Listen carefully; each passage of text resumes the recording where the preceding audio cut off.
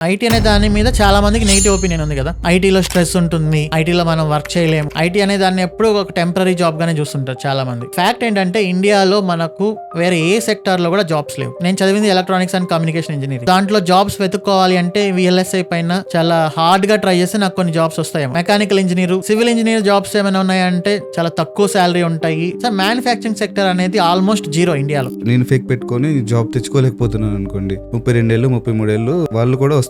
Prior experience లేకపోతే job ఇవ్వట్లేదు కదా, వాళ్ళు ఏం చేయాలి ఆ కేసులో? అన్ఫార్చునేట్లీ నేను డైరెక్ట్ గా చెప్పలేను. చెప్పండి.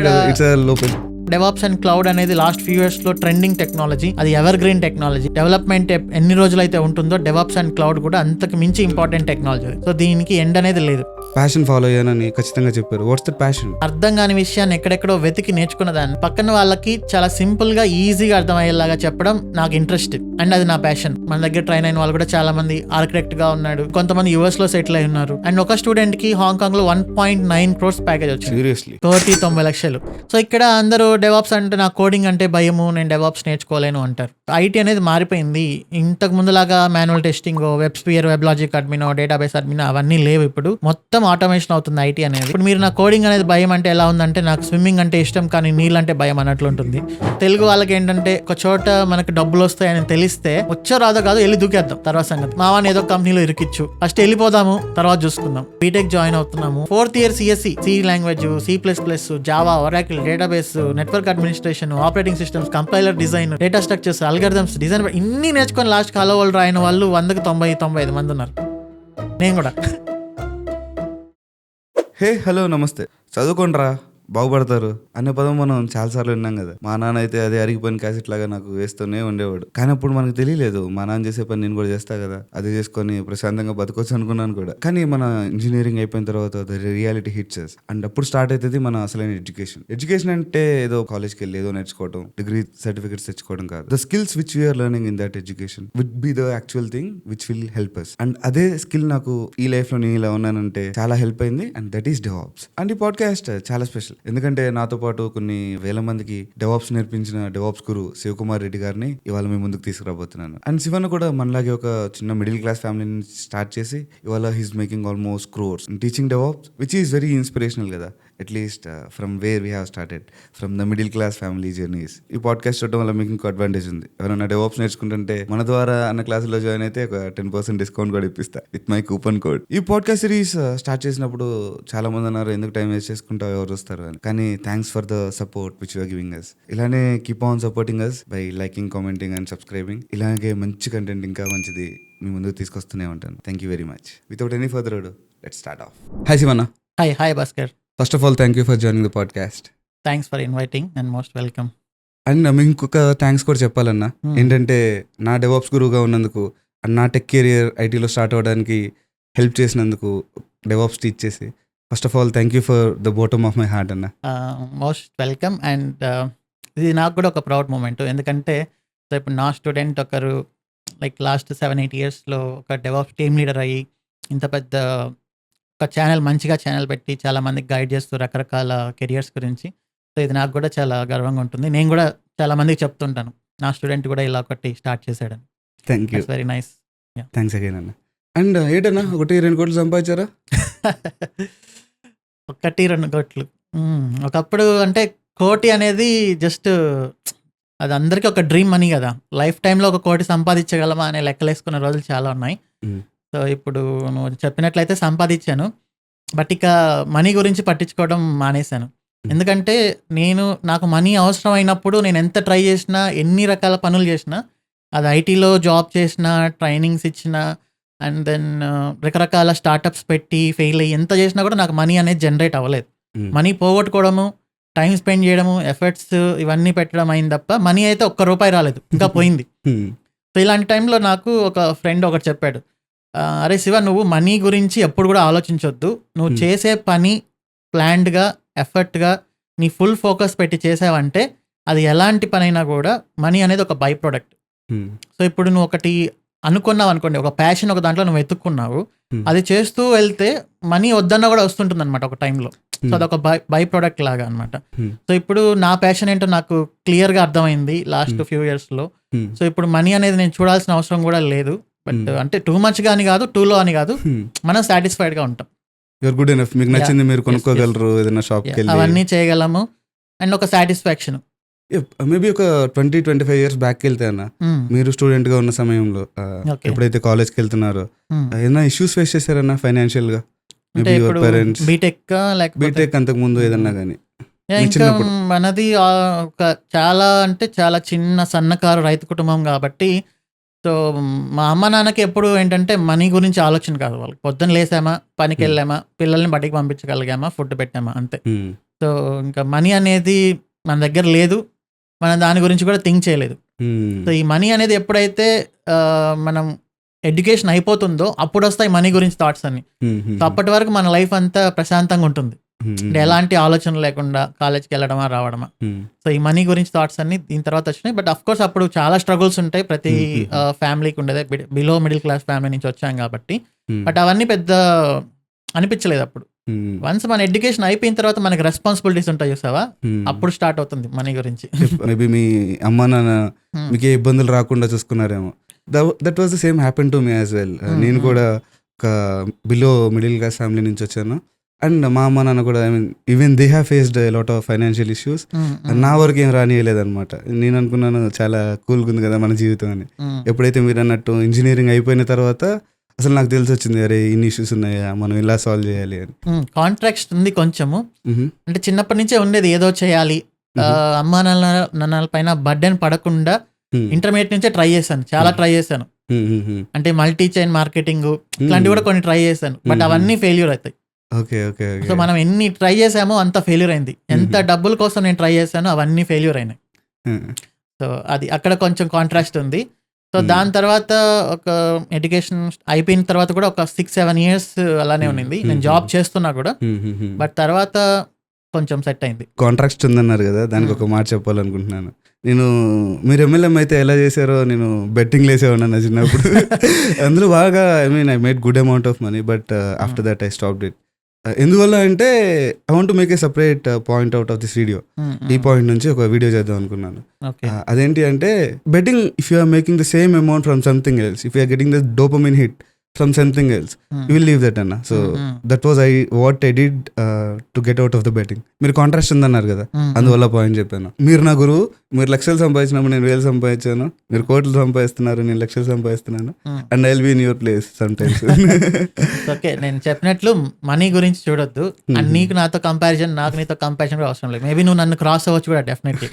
అది మనీ విషయంలో కాదు, నువ్వు చేస్తున్న పని ఫిక్స్డ్గా పెట్టుకొని ఇది నా ప్లాన్, దీన్ని ఎగ్జిక్యూట్ చేయగలిగితే, చెప్పాను కదా, నువ్వు వద్దనుకున్నా కూడా మనీ అనేది వచ్చేస్తూ ఉంటుంది. అది నీకే తెలియదు ఎట్లా వస్తుంది అనేది.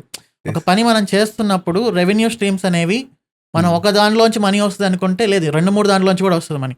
అంటే నీకు తెలియకుండానే చాలా మంది వచ్చి నీతో అసోసియేట్ అవ్వచ్చు. సో ఆ రకంగా కూడా నువ్వు వద్దన్నా కూడా నీకు మనీ ఇవ్వచ్చు. సో ఇట్లాంటివన్నీ చాలా ఉంటాయి. రెవెన్యూ స్ట్రీమ్స్ అనేవి మన పని కరెక్ట్ గా ఉంటే చాలా ఉంటాయి. థ్యాంక్స్ అన్న, thanks for being the Guru again, even on the financial aspects. So అప్పటి నుంచి ఒక స్ట్రగుల్ కొద్దిగా ఫేస్ చేశాను అన్నారు, సన్నకారు రైతు కుటుంబం నుంచి రావడం వల్ల. ఇప్పుడు your making very good amount of money, మీరు దాని గురించి పట్టించుకోవాల్సిన అవసరం కూడా లేదు. ఎందువల్ల ఈ చేంజ్ ఎందువల్ల జరిగిందంటారు? ప్యాషన్ ఫాలో అయ్యానని ఖచ్చితంగా చెప్పారు. Watts the passion? సో నేను చెప్పాను కదా, ఇంటర్మీడియట్ నుంచి స్టార్ట్ చేశా. అంటే మనది చాలా చిన్న ఫ్యామిలీ, కొంచెం సొసైటీలో స్టేబుల్ అవ్వాలన్నా మన ఫ్యామిలీకి ఒక, అంటే ఇక్కడ ఇండియాలో వచ్చేసి మనీతోనే సెల్ఫ్ రెస్పెక్ట్ అనేది వస్తుంది కాబట్టి, సో మనీ అనేది సంపాదించాలి. సో దానికి ఉండే ఒకే ఒక్క మార్గం మనకు తెలిసింది, మనకేమి మన లైక్ ఫోర్ ఫాదర్స్ మనకేం ఆస్తులు ఇవ్వలేదు, జస్ట్ కొంచెం ల్యాండ్ ఉంది, దాంట్లో ఎప్పుడు నష్టాలే వస్తాయి, అది మన చదువుకే సరిపోలేదు, దానికి అప్పులు అయ్యాయి. ఇంకా ఏదో ఒకటి చేయాలని చెప్పేసి, ఇంకా నేను కూడా టీవీలో అందరు చెప్తుంటారు కదా, లైక్ అంబానీ స్టార్టింగ్ నుంచి స్టార్ట్ చేసి ఇంత పెద్ద అయ్యాడు, ఇలాంటి స్టోరీస్ అన్ని విని మనం కూడా ఒక చిన్న దగ్గర నుంచి స్టార్ట్ చేసి మనం కూడా ఎక్కడికో వెళ్ళిపోతాం అనే ఫాల్స్ డ్రీమ్స్ ఎక్కువ ఉండేవి అనమాట. పగటి కలలుగా అంటుండేవాడిని. అంటే ఇదేముందులే, అంబానీ అట్లా అయ్యాడు కదా, ఇంకెవరో అయ్యారు కదా, చాలా మంది పూర్ ఫ్యామిలీ నుంచి వచ్చి చాలా రిచ్ అయిపోయారు కదా అని చెప్పేసి అలాంటి పగటి కలలు నాకు ఉండేవి. సో నేను కూడా దొరికిన ప్రతిదీ చేస్తుండేవాడిని. ఇంటర్మీడియట్లో వచ్చేసరికి అప్పట్లో ఒకటి ఉంది ఈబీజ్ అని, ఒక మల్టీ చైన్ మార్కెటింగ్. నేను కాలేజ్కి వెళ్తుంటే మా సీనియర్ ఒక దగ్గర కూర్చోబెట్టి, ఇట్లా నువ్వు జాయిన్ అవ్వు, 10 మందిని జాయిన్ చెయ్యి, నీకు ఒక డొమైన్ వస్తుంది, నీకు సి లాంగ్వేజ్ కోర్సులు వస్తాయి, అవి వస్తాయి అని చెప్పాడు. అండ్ ఇంకా నువ్వు 10 మందిని జాయిన్ చేస్తే నీకు చెక్కులు వస్తూనే ఉంటాయని చెప్పాడు. అవునా నిజమే అనుకొని, అంటే ఏదైనా ఒకటి చెప్పినప్పుడు టూ మచ్గా ఎక్సైట్మెంట్ వచ్చేస్తుంది అనమాట. అంటే గ్రాంటెడ్గా తీసేసుకుంటాము, ఇది ఫుల్ సక్సెస్ అయిపోద్దని అనేసుకొని ఇంట్లో వాళ్ళకి ఫోన్ చేసేసి ఇక మీరు నాకు మనీ పంపించొద్దు, నేనే మీకు మనీ పంపిస్తుంటాను అని అంత ఓవర్ ఎక్సైటెడ్తో చెప్పేసి అనమాట, ఓవర్ కాన్ఫిడెన్స్తో. నెక్స్ట్ రోజు పేపర్లో చూసా ఈబీస్ ఓనర్స్ని ఇట్లా అరెస్ట్ చేశారు హైదరాబాద్లో. సో అట్లా మళ్ళీ బీటెక్లోకి వెళ్ళిన తర్వాత అది అక్కడితో ఆగిపోలేదు, మళ్ళీ హెర్బల్ లైఫ్ అని ఒకటి అటెండ్ అయ్యా బీటెక్ ఫస్ట్ ఇయర్లోనే. వాళ్ళు ఇదే చెప్పారు, ఓకే ఈ మల్టీ చైన్ మార్కెటింగ్లో మోసం ఉందని చెప్పేసి అది అక్కడికే స్టాప్ చేశాను. సో ఇలా చేసుకుంటూ వచ్చి ఫైనల్గా ఇలా చాలా చేశాను అనమాట. వడాఫోన్ సిమ్లు అమ్మాను, దాని తర్వాత ఆయిల్ ప్యాకెట్స్ అమ్మాను బెంగళూరులో. ఒక రెస్టారెంట్ స్టార్ట్ చేయాలని అడ్వాన్స్ కట్టి, లైక్ టేక్అవే రెస్టారెంట్ చెన్నైలో అడ్వాన్స్ కట్టి అక్కడ మోసపోయాను. అండ్ ఒక ఆన్లైన్ మెడికల్స్ స్టార్ట్ చేద్దామని యాప్ అంతా డెవలప్ చేసి మొత్తం నేనే ఓన్గా కోడ్ రాసి మొత్తం డెవలప్ చేశాను, అది వర్కౌట్ అవ్వలేదు. And mornings breakfast delivery start చేయాలని, అప్పట్లో మార్నింగ్ బ్రేక్ఫాస్ట్ డెలివరీ ఏం లేదనమాట. సో అలా ఒకటి స్టార్ట్ చేసి అక్కడ అది ప్రజెంటేషన్లోనే పోయింది. అండ్ ఆర్గానిక్ అగ్రికల్చర్ పైన ఒక 6 months రీసెర్చ్ చేశాను.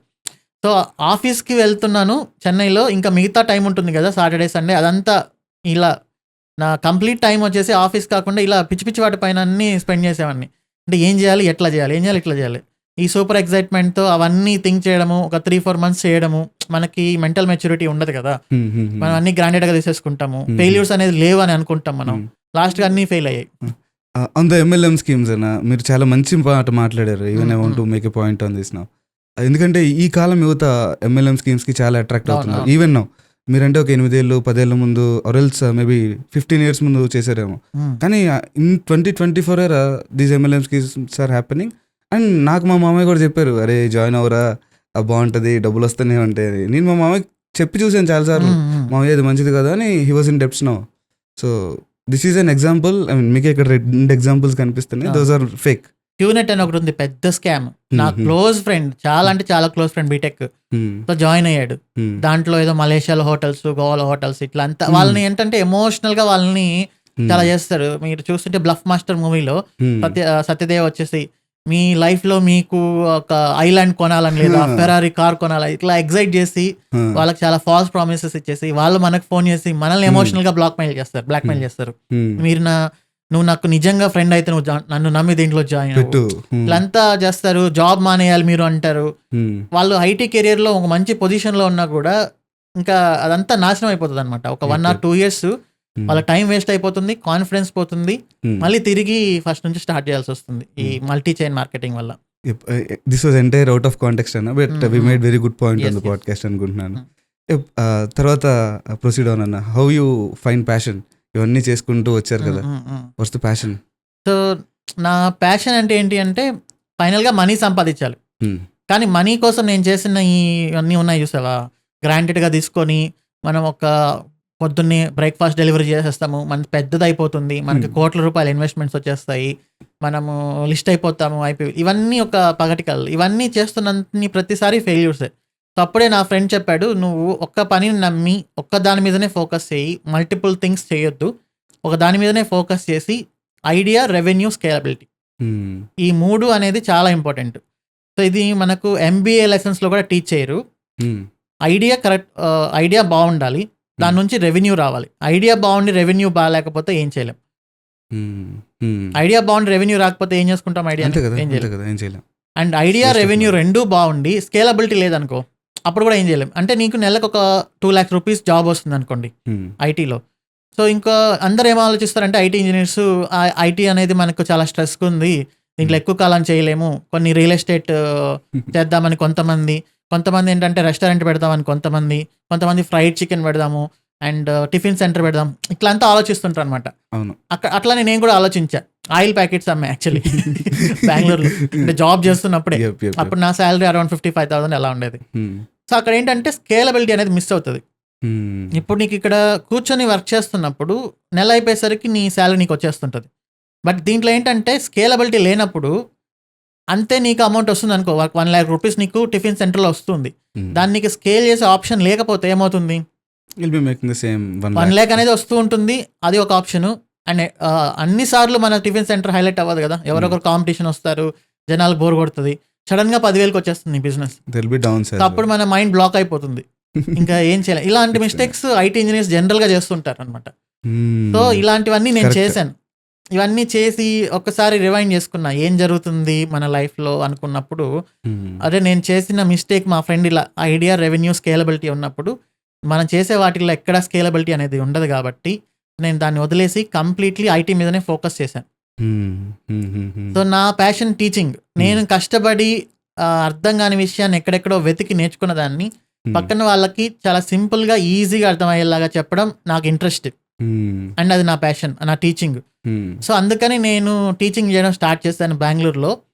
అప్పట్లో మనీ అంత రాలేదు కానీ అక్కడ ఒక టర్నింగ్ పాయింట్ పడింది. నేను టీచ్ చేసిన స్టూడెంట్ సింగపూర్లో నన్ను ఒక కంపెనీకి రిఫర్ చేయడము, అక్కడ నేను వెళ్ళి జాయిన్ అవ్వడము. సో అలా టర్న్ అయింది. అప్పటి వరకు చేసినవన్నీ ఫెయిల్యూర్సే, బట్ నాకు బాగా హెల్ప్ అయింది ఏంటి అంటే టీచింగ్. టీచింగ్ ప్యాషన్ ఉండటం వల్ల ఎలానో ఐటీలో ఉన్నారు. అండ్ మేబీ ఫస్ట్ నుంచి డెవలప్స్ అయినా లేకపోతే? నేను ఫస్ట్ L2 సపోర్ట్ ఇంజనీర్గా చేశాను TCSలో. అది 2.5 years ఉన్నింది. సేమ్ బీటెక్ అయిపోయింది 2012. అంటే నాకు అసలు కంప్యూటర్ని కూడా టచ్ చేసింది లేదు పెద్దగా. మనకేమి కంప్యూటర్ లేదు. పక్కన వాళ్ళ కంప్యూటర్లో మూవీస్ అవి చూస్తుండే వాళ్ళము. మొత్తం అది ఒక డబ్బా సిస్టమ్ ఉండేది అనమాట. అప్పట్లో ఆ system RAM 1 GB, hard disk 8 GB. అప్పుడు అది ఒక 1 hour పనిచేసిందంటే ఇక మళ్ళీ పనిచేయదు. అంతే, మనకి అదే సిస్టమ్ ఇంత పెద్ద స్పేస్ ఆక్యుపై చేస్తుంది అనమాట. అది ఎప్పుడైనా పని చేయకపోతే గట్టిగా కాలుతుంది అనేవాళ్ళు. సో అలా ఉండేది సిస్టమ్. మనకేంటంటే మౌస్తో 4 క్లిక్కులు చేయడమా, సాంగ్ ప్లే చేసుకోవడమా, మూవీ ప్లే చేసుకోవడమా, ఇది ఒక్కడే తెలుసు. అండ్ ఇలా అన్ఎక్స్పెక్టెడ్గా క్యాంపస్ ప్లేస్మెంట్లో ప్లేస్ అయ్యాను. తర్వాత TCSలో వచ్చింది. అప్పుడు ఏమైందంటే ఇంకా క్యాంపస్ ప్లేస్మెంట్లో జాబ్ వచ్చింది అన్నప్పుడు 2012లో పెద్ద అవేర్నెస్ లేదు ఐటీ మీద ఎవరికి. అందరూ ఏమనే వాళ్ళంటే అల్లే ఈ పిల్లోడికి జాబ్ వచ్చింది. సో నాకు కూడా ఏమనిపించింది అంటే అయ్యో మన లైఫ్ సెటిల్ అయిపోయిందిరా, ఇంకా మనం తిరిగి చూసుకోవాల్సిన అవసరం లేదు. అంటే ఫస్ట్ టైం మనకు 22,000 23,000 చేతిలో పడేసరికి మనకు ఎక్కడికో వెళ్ళిపోయిన ఫీలింగ్ అనమాట. అంటే ఐటీలో జాబ్ వచ్చింది అంటే జీవితం సెటిల్ అయిపోయింది అనే ఫీలింగ్ 2012 ఆ టైంలో కాదంటారు. ఈవెన్ ఇప్పుడు కూడా దాని గురించి.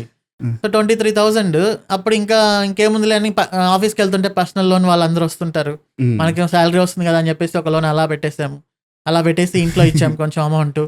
ఏదో వ్యవసాయం చేస్తున్నప్పుడు కొంచెం ఇన్వెస్ట్ చేసాము, అది అక్కడ డబ్బులు నష్టపోయాము వ్యవసాయంలో. ఇక్కడ ఈ లోన్ కట్టాలి, 12,000 13,000 దానికి పోతుంది. ఇక 10,000 చేతికి వస్తుంది, అది ఖర్చులకు సరిపోతుంది. ఇంట్లో చూస్తేనేమో పేరెంట్స్ పెద్దోళ్ళు అయిపోయారు, ఇన్కమ్ లేదు. సో ఇలా ఒక 2 years దీంట్లోనే గడిచిపోయింది అనమాట. నేను పగటి కళ్ళలోంచి బయటికి రావడానికి 2 years పట్టింది నాకు. సో మా రూమ్లో మేము 10 members ఉంటే చెన్నైలో, ఒకరేమో US ఆన్సైట్కి వెళ్ళిపోయారు, ఒకరేమో ఎంఎస్కి వెళ్ళిపోయారు, ఒకరేమో ఆస్ట్రేలియా ఆన్సైట్కి వెళ్ళిపోయారు, ఒకరేమో గవర్నమెంట్ జాబ్స్కి వెళ్ళిపోయారు, ఇంకొకరేమో జాబ్ చేంజ్ అయ్యి 50,000-60,000 per month తీసుకున్నారు జావా డెవలపర్గా. ఇక నేను ఒక్కడనే మిగిలా. ఇంకా నేను జాబ్ చేంజ్ అవ్వాలన్నా కూడా నాకేం స్కిల్ లేదు అక్కడ. అంటే L2 సపోర్ట్ కాబట్టి మనల్ని ఎవరు జాబ్లోకి తీసుకొని శాలరీ పెంచరు. మనం చేసే పని ఆఫీస్కి వెళ్ళడం, 4 క్లిక్కులు కొట్టడం, సెలెక్ట్ స్టార్ ఫ్రమ్ అనే 2 queries రాసుకోవడం, వచ్చేయడం. సిస్టమ్ ముందు ఒకరు ఉండాలి వాళ్ళకి సపోర్ట్. అంతే. అప్పుడు నాకు ఒక క్లారిటీ వచ్చింది, అయ్యో మనం ఇప్పుడు వరకు ఆలోచించిందంతా తప్పు, ఈ స్కిల్తో మన శాలరీ పెరగదు, మన లోన్ అయితే ఖచ్చితంగా కడుతూ ఉండాల్సిందే అని చెప్పేసి ఇంకా ఒక జావా డెవలప్మెంట్ అనేది చదువుకోవడం స్టార్ట్ చేశాను. ఓకే. సో అప్పుడు ఇంటర్నెట్ కూడా పెద్దగా ఉండేది కాదు, ఎవరు చెప్పేవాళ్ళు లేరు. చెన్నైలో అయితే అస్సలు కోచింగ్ సెంటర్స్ అనేవి ఉండవు. అండ్ ఒక హెడ్ ఫస్ట్ జావా అనే బుక్ ఒకటి రూమ్లో ఉంటే దాన్ని చదివాను, అస్సలు ఏం అర్థం కాలేదు. అంటే ఏంటి జావా ఏంటి, క్లాస్ ఏంటి, ఆబ్జెక్ట్ ఏంటి, అసలు ఎందుకు రాయాలి ప్రోగ్రామింగ్, మనం రాసిన ప్రోగ్రామింగ్ ఎక్కడ రన్ అవుతుంది ఏంటి, అస్సలేం అర్థం కాలేదు. ఎవరైనా అడిగితే మనం అడిగి ఇంత బేసిక్ క్వశ్చన్స్కి ఆ టైంలో మనకు అర్థమయ్యేలాగా చెప్పే వాళ్ళు ఎవరు ఉండరు. ఇంకా చేసేది ఏం లేక యూట్యూబ్లో కొన్ని వీడియోస్ అవి ఇవి చూస్తూ అండ్ ఈ హెడ్ ఫస్ట్ జావా బుక్ని చదువుతూ అట్లా 11-12 times చదివాను. ఇంకా అది ఎంత మ్యాడ్నెస్ అయిపోయిందంటే రాత్రి పడుకున్నప్పుడు కల్లో క్లాసులు, ఆబ్జెక్ట్లు ఒకదానికొకటి గుద్దుకున్నట్లు. ఇంకా నేను చేసి పొద్దున నైట్ షిఫ్ట్ చేసుకున్నా, కావాలని నైట్ షిఫ్ట్ వేయించుకున్నా. నైట్ షిఫ్ట్ ఆఫీస్కి వెళ్ళడం, పొద్దునే రావడం, ఒక 1 or 2 hours పడుకోవడం, లేచినప్పటి నుంచి మళ్ళీ ఆఫీస్కి వెళ్ళేంత వరకు ప్రాక్టీస్ చేస్తూనే ఉండడం జావా. అంతే. సో ఇంకా ఎర్రర్స్ వస్తుంటాయి, క్లియర్ చేసే వాళ్ళు ఉండరు, ఇంకా అవే కల్లోకి వస్తుంటాయి అనమాట. సో మనం ఒక పని చేస్తున్నప్పుడు అది ఎప్పుడైతే కల్లోకి వస్తుందో అప్పుడు మన ప్యాషన్ అనేది మొదలైనట్టు. ఆ! సో అప్పుడు ఇంకా నాకు జావా డెవలపర్గా అవ్వాలి, చెప్పేవాళ్ళు లేరు, క్వశ్చన్స్ డౌట్స్ తెచ్చేవాళ్ళు లేరు. అందుకని నేనే దాని గురించి మల్టిపుల్ టైమ్స్ చెక్ చేసి ఆ ఎర్రర్స్ నా అంతటి నేను క్లియర్ చేసుకొని ఒక 10-12 సార్లు ఆ బుక్ చదివిన తర్వాత ఫస్ట్ టైం ఇంటర్వ్యూకి వెళ్ళా, క్యాప్జెమ్ని ప్రొడక్షన్ సపోర్ట్ నుంచి జావాగా డైరెక్ట్ జావా డెవలపర్ ఇంటర్వ్యూకి వెళ్ళాను. అక్కడ క్వశ్చన్స్ అడిగారు, స్ప్రింగ్ గురించి అడిగారు, స్ప్రింగ్ ఎంవిసి గురించి. అవన్నీ బాగా చెప్పా. కానీ అతనికి అర్థమైంది ఇతను వే ఆఫ్ స్టైల్ అనేది వర్క్ ఎక్స్పీరియన్స్ లాగా అనిపించట్లేదు, ఏదో నేర్చుకొని వచ్చినట్లు అనిపిస్తుంది అని చెప్పేసి డైరెక్ట్గా హలో వరల్డ్ ప్రోగ్రామ్ రాయమన్నాడు జావాలో. సింపుల్ హలో వరల్డ్ రాయమన్నాడు. నేను బ్రేసెస్ పెట్టలేదు, మెయిన్ ఫంక్షన్ రాయలేదు, ఎట్లా పడితే అట్లా రాసేసి just hello world print, system out print hello world అని రాసా. మెయిన్ ఫంక్షన్ రాయలేదు, ఒక పబ్లిక్ స్టాటిక్ వాయిడ్ మెయిన్ అని సరిగా రాయలేదు. అతనికి అర్థమయ్యి ఇంకా రిజెక్ట్ చేశాడు. అప్పుడు నాకు ఎంత బాధేసిందంటే ఇన్ని మంత్స్ నుంచి నేను నైట్ షిఫ్ట్ వేసుకొని పగలంతా ప్రాక్టీస్ చేసి ఒక బేసిక్స్ చెప్పలేకపోయానే అనేది చాలా బాధేసింది. సో అప్పుడు అర్థమైంది ఐటీ అనేది అడ్వాన్స్డ్ టెక్నాలజీస్ మీద బేస్ అయి ఉండదు, వెరీ బేసిక్స్ పైన బేస్ అయి ఉంటుంది అని అర్థమయ్యి సో అప్పుడు మళ్ళీ నేను కోర్ జావా స్టార్ట్ చేసి ప్రతిదీ నేను రాసి చూసి, అది ఎంత చిన్నదైనా కూడా ఇప్పటికీ నేను ఏదైనా ఒకటి నేర్చుకుంటున్నప్పుడు ఫస్ట్ హలో వరల్డ్ రాస్తాను. నా ఎక్స్పీరియన్స్ హలో వరల్డ్ మొత్తం రాసి ఎగ్జిక్యూట్ చేస్తే నాకు ఆ హలో వరల్డ్ అవుట్పుట్ ఎప్పుడైతే వస్తుందో అది నాకు చాలా హ్యాపీగా అనిపిస్తుంది. పెద్ద పెద్ద ప్రోగ్రామ్ రన్ చేసినప్పుడు వచ్చిన అవుట్పుట్ కంటే కూడా ఇదే నాకు ఎక్కువ హ్యాపీనెస్ అనిపిస్తుంది. అంటే ఎన్విరాన్మెంట్ సెట్ చేశాను, సింటాక్స్ రాశాను, ఎగ్జిక్యూట్ అయింది, రిజల్ట్ వచ్చింది. చిన్నదైనా పెద్దదైనా ఇంతే, everything was set, we could same కదా, మేక్ ఇట్ బిగ్. సో అక్కడ నుంచి ఇంకా జావా డెవలపర్ నెక్స్ట్ హెచ్సిఎల్ ఇంటర్వ్యూకి వెళ్ళాను. సో అక్కడ మేనేజర్ ఇప్పటికీ నాతో టచ్లో ఉన్నాడు. అతను అవాక్ అయిపోయాడు మొత్తం. అంటే నీకు నిజంగా 2 years ఎక్స్పీరియన్సా, 5-6 years ఎక్స్పీరియన్సా, ఇంత రేంజ్లో చెప్తున్నావు ఏంటని నన్ను సెలెక్ట్ చేశారు. ఇంటర్నెట్ ఆఫ్ థింగ్స్లోకి రీసెర్చ్ అండ్ డెవలప్మెంట్లో వేశారు. అక్కడ నుంచి కొంచెం ఐటీ కెరియర్లో ఒక టర్నింగ్ పాయింట్ అది. లైఫ్ టర్న్ మేబీ మనకు ఒక 22,000 23,000 ఫస్ట్ జాబ్ 45,000 దాకా వెళ్ళింది సాలరీ. ఫస్ట్ జాబ్ వచ్చినప్పుడు టర్నింగ్ పాయింట్ కాదు, కానీ maybe if you are making some ఇక్కడ గుడ్ మనకు అమౌంట్ ఆఫ్ అర్థమైంది కదా ఐటీ అంటే యాక్చువల్గా కెరియర్ అనేది కంటిన్యూస్గా డెవలప్ అవుతూనే ఉండాలి అనేది. అప్పుడు అర్థమైంది. సో ఇనిషియల్ గా సెట్ అవ్వకపోయినా it will take time. So freshers ఎవరైనా ఉంటే ఐటీ వేస్ట్ అనుకోవద్దు, definitely IT is good, it just take time. And ఆ తర్వాత from Java developer to DevOps, how the switch happened? So హెచ్సిఎల్లో నేను ఇండిపెండెంట్ జావా డెవలపర్ అనమాట. నేను ఒక్కనే, మా మేనేజరు. ఇంటర్నెట్ ఆఫ్ థింగ్స్ 2015లో స్టార్ట్ చేసాం. అది ఇప్పటికి కూడా ఇంకా ప్రాక్టికల్గా రాలేదు. సో సెన్సార్స్ నుంచి డేటా తీసుకొని ప్రాసెస్ చేసి అంతా ఆటోమేషన్ కదా. సో బాగునింది. నేను ఒక్కడిని ఫ్రమ్ ద స్క్రాచ్ చేసేవాడిని, అదొక పెద్ద అడ్వాంటేజ్. డిసడ్వాంటేజ్ ఏంటంటే మనకు క్లయింట్ ఎవరు లేరు. సో క్లయింట్ ఎన్విరాన్మెంట్ అనేది డిఫరెంట్, రీసెర్చ్ అండ్ డెవలప్మెంట్ అనేది డిఫరెంట్. ఇక్కడ సింపుల్గా రెస్ట్రిక్షన్స్ ఏమి ఉండవు, సెక్యూరిటీ ఏమి ఉండదు, రన్ చేసేస్తుంటాం. అంతా బాగుంది. ఒక 1.5 year 2 years మా మేనేజర్ ప్రాజెక్ట్స్ వస్తాయి అనేవాడు, ప్రాజెక్ట్స్ ఏం రావు. అండ్ రీసెర్చ్ అండ్ డెవలప్మెంట్లో శాలరీస్ ఇంక్రీజే చేయరు ఏ కంపెనీ అయినా కూడా. సో అలా శాలరీ ఇంక్రీజ్ అవ్వలేదు. మా మేనేజర్ ఏమో ప్రాజెక్ట్స్ వస్తాయి అంటున్నాడు, అక్కడేమో ఏం రావట్లేదు. అప్పట్లో నేను వర్క్ ఫ్రమ్ హోమ్, అంటే ఇంకా ఆయనకి వర్క్ ఉండేది కాదు, పెద్దగా నాకు వర్క్ ఉండేది కాదు. ఒక 4-5 డెమోస్ చేసి యూఎస్లో సబ్మిట్ చేసాము, అంతా బాగుంది. బట్ నాకే మళ్ళీ అగైన్ నా కెరీర్ ఇక్కడ ఆగిపోయింది. ఇంకా నెక్స్ట్ నేను ఏం చేయాలో నాకు అర్థం కావట్లేదు, వీళ్ళు నాకేమి ఇవ్వట్లేదు. ఇంకా మళ్ళీ జాబ్ చేంజ్ అవ్వాల్సి వచ్చింది. సో ఈసారి ఏం డిసైడ్ అయ్యానంటే చెన్నైలో అనేది కరెక్ట్ ప్లేస్ అనిపించలేదు నాకు. 2012 నుంచి 2016 అక్టోబర్ వరకు చెన్నైలో ఉన్నా. సో చెన్నైలో ఎలా ఉంటుందంటే మీకు సాఫ్ట్వేర్ ఇంజనీర్ అనే ఫీలే రాదనమాట. అదొక పెద్ద సిటీ, దాంట్లో సాఫ్ట్వేర్ కంపెనీస్ అక్కడక్కడ ఉంటాయి, అండ్ మీకు సాఫ్ట్వేర్ ఇంజనీర్స్ ఎవరు కనిపించరు. సో అందుకని నేను చెన్నైలో ఉండడం కరెక్ట్ కాదు, బెంగళూరుకి మూవ్ అవ్వాలని చెప్పేసి ఈసారి బెంగళూరు లొకేషన్ పెట్టుకొని ఇంటర్వ్యూస్కి అటెండ్ అయ్యాను. Accenture same internet of things Java developer interview crack చేశాను. అప్పుడు బెంగళూరుకి వెళ్ళాను. బెంగళూరులో దిగాను ఫస్ట్ కళామందిర్, మార్తలేదు సెంటర్. అప్పుడు ఎట్లా అనిపించిందంటే దిగగానే అంత డస్ట్ అదంతా. బెంగళూరు గురించి నేను అనుకున్నది వేరే. నేను ఫస్ట్ టైం బెంగళూరు రావడం. బెంగళూరు అంటే చల్లగా ఉంటుంది, చెట్లన్నీ ఉంటాయి, కూల్ వెదర్ అని. కళామందిర్ ఆపోజిట్ లో బస్ దిగాను, మొత్తం డస్ట్ ఫేస్ మీద వచ్చి పడుతుంది. అరే ఇదేంట్రో బెంగళూరు ఇట్లుంది అని చెప్పేసి తర్వాత వెళ్ళి ఒక పీజీలో జాయిన్ అయ్యా. చెన్నైలో నేను ఉన్నది 3 bedroom హౌస్, మంచి గేటెడ్ వే కమ్యూనిటీలో, అంతా చాలా బాగుంది. ఇక్కడికి వచ్చి చూస్తే బెంగళూరులో పీజీలో ఒక చిన్న బెడ్‌రూమ్‌లో 4 బెడ్‌లేసారు. జస్ట్ నడవడానికి ఉంది ప్లేసు. ఒక చిన్న అబ్బా! గూడిచ్చారు. అబ్బా! ఇంక జూసి అదేంట్రా బెంగుళూరు ఇట్లుంది ఇది ఇట్లా నేను ఎట్లా ఇక్కడ ఇన్ని హోప్స్ పెట్టుకొని బెంగుళూరుకొచ్చానని అప్పుడు ఒక 1 వీక్ బాగా డిప్రెషన్‌లో ఉన్నా. చెన్నై చెన్నైకెళ్ళిపోదాం మరీ వరస్ట్‌గా హ్మ్. ఉందని. హ్మ్. బట్ తర్వాత ఇంక మన చుట్టూ తెలుగు వాళ్ళు హ్మ్. కంపెనీస్ మంచిగా కనిపిస్తున్నాయి. అంటే కెరియర్ డెవలప్ అవ్వాలనే ఒక థాట్ వస్తుంది.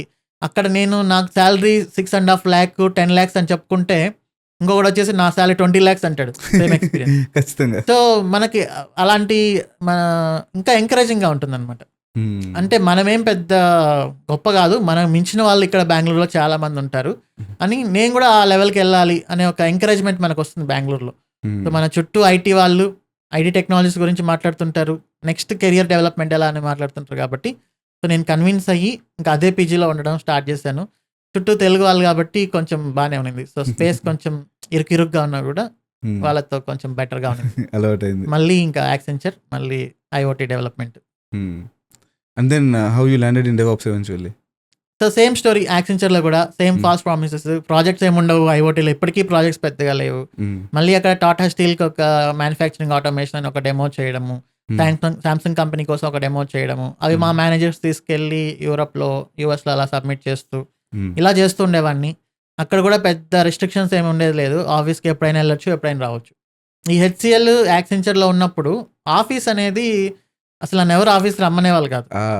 ఎందుకంటే వాళ్ళు నార్త్ ఇండియా నుంచి వర్క్ చేసేవాళ్ళు. హ్మ్. అండ్ ఇది క్లయింట్ ఎవరు లేరు కాబట్టి, నేను వాళ్ళు ఇచ్చిన వర్క్‌ని ఒక 1 ఆర్ 2 అవర్స్‌లో కంప్లీట్ చేసేయడం. మిగతా టైం అంతా నేను చెప్పాను కదా ఇందాక రెస్టారెంట్లు, ఆయిల్ ప్యాకెట్లు అమ్ముకోవడం. డబ్బులెలా తగలెట్టాలని ఆ! ఆలోచించడం. అండ్ ఆన్‌లైన్ మెడికల్స్ అని, ఇంకా ఆర్గానిక్ అగ్రికల్చర్ అని, హ్మ్. And crowd funding organic agriculture అని, ఇట్లా రకరకాలవన్నీ ప్లాన్ చేసుకుంటూ, వాటిని హ్మ్. థింక్ చేసుకుంటూ ఇట్లా టైం గడిపేస్తూ ఉండేవాడిని. హ్మ్. ఇక్కడ డబ్బులు పోతున్నాయి. మళ్ళీ ఇక్కడ ఒక్కసారిగా మనకు 2015లో వరదలొచ్చినాయి ఒకసారి. ఆ అవును. టైంలో ఇంకా ఇల్లు కొంచెం డ్యామేజ్ అయిపోయింది కాబట్టి, ఇంక నెక్స్ట్ ఇమ్మీడియేట్‌లీ మనం ఇల్లు కన్‌స్ట్రక్షన్ చేయాల్సొచ్చింది. మళ్ళీ హ్మ్. మనీ తక్కువైంది. ఇంకా హ్మ్. ఎప్పుడైతే నేను 26, 27 ఇయర్స్ వచ్చాయో ఇంట్లో వాళ్ళు పెళ్లి సంబంధాలని చెప్పేవాళ్ళు. హ్మ్. అప్పుడు నా సాలరీ 55,000.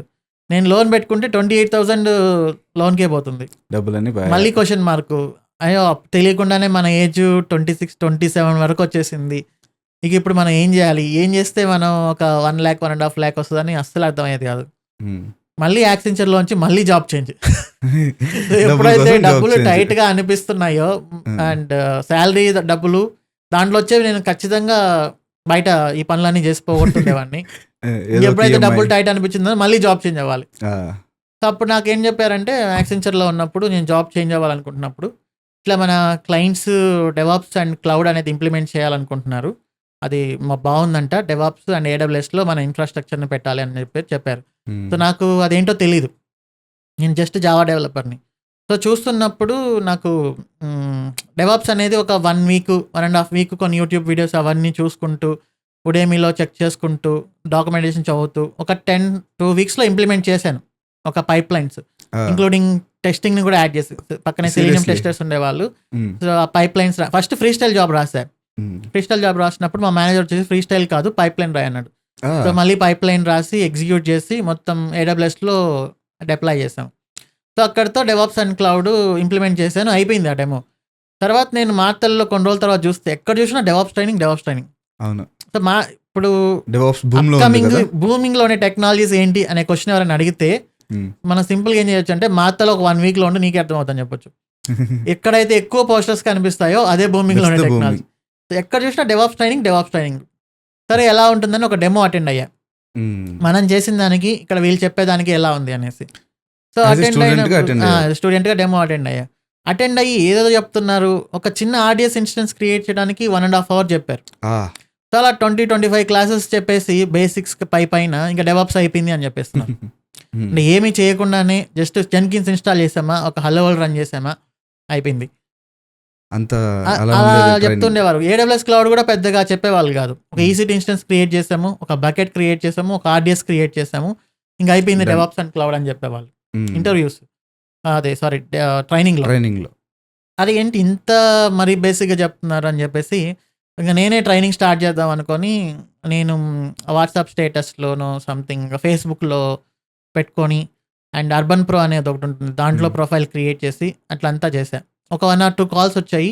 పీజీలోనే బెడ్ పైన కూర్చోబెట్టుకొని ఒక 2-3 స్టూడెంట్స్కి టీచ్ చేయడం స్టార్ట్ చేశాను కంప్లీట్గా మొత్తం. అప్పుడు తర్వాత ఇంకా ఏదైనా ఒక ఇన్స్టిట్యూట్లో జాయిన్ అవుదాము, అక్కడ ఎక్కువ స్టూడెంట్స్ వస్తారు కదా అనుకుని ఇన్స్టిట్యూట్స్ అందరికి వెళ్ళి నేను ఇట్లా యాక్సెంచర్లో పనిచేస్తాను, Java developer and DevOps and cloud అని చెప్తున్నప్పుడు అన్ఎక్స్పెక్టెడ్గా నా ఇంటర్మీడియట్ ఫ్రెండ్ ఇన్స్టిట్యూట్ ఒకటి ఉంటుంది బెంగళూరులో, ఫ్లేర్ టెక్నాలజీస్ మార్తల్లో. నేను జాయిన్ అయ్యాను ఇన్స్టిట్యూట్. సో మన ఇద్దరం అక్కడే కలిసాం కదా. అవును. సో అక్కడ వెళ్ళాను, అక్కడ వన్ న్యూస్ షాక్ అయ్యాను, మా ఊరు వాళ్ళే అందరూ ఉన్నారు. సో ఇంకా నేనే డెవాప్స్ అనేది స్టార్ట్ చేశాను అక్కడ ట్రైనర్గా వెళ్ళి జాయిన్ ట్రైనర్గా. 2017లో స్టార్ట్ చేసాం మనము. సో అక్కడ నుంచి డెవాప్స్ ట్రైనింగ్ స్టార్ట్ చేసాము. అక్కడ ఇంకా మా ఫ్రెండ్ కొన్ని రోజులు బెంగళూరులో లేకుండా హైదరాబాద్ వెళ్ళిపోయాడు, మనం అప్పుడు ప్రవీణ్. సో నేను ఇంకా సి లాంగ్వేజ్, దానికి మన network protocol development C language and Excel, power BI, Python, ఇట్లా అన్ని ట్రైనింగ్స్ నేనే ఆర్గనైజ్ చేస్తూ అప్పుడు అనిపించింది ఓకే మనకు ఏమీ తెలియని స్టేజ్ నుంచి ఇప్పుడు ఒక Java developer, DevOps and cloud teach చేసే లెవెల్కి వచ్చాము. సో మనకి ఎంతో కొంత నాలెడ్జ్ ఉంది ఐటీ పైన. సో చాలా మంది ఐటీలోకి రావడానికి స్ట్రగుల్ అవుతున్నారు. వాళ్ళకి హెల్ప్ చేస్తున్నప్పుడు వాళ్ళకి జాబ్స్ కొట్టిస్తాయి ఐటీలో. సో అక్కడ నుంచే మనకు మనీ జనరేట్ అవుతుంది కదా అని అనిపించింది. సో ఇంకా ఆ టీచింగ్ అనేది ఒక పెద్ద టర్నింగ్ పాయింట్.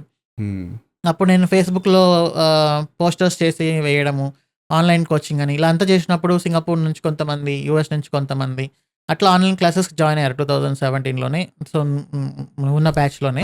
సో అప్పుడు మనం స్క్రీన్ షేర్ చేస్తూ ఆన్లైన్లో కూడా టీచ్ చేస్తూ ఉన్నాం కదా. సో అక్కడ turning point DevOps and cloud teach చేయడం అలా స్టార్ట్ అయింది అనమాట. That's how the DevOps journey started, or else me journey కూడా స్టార్టెడ్.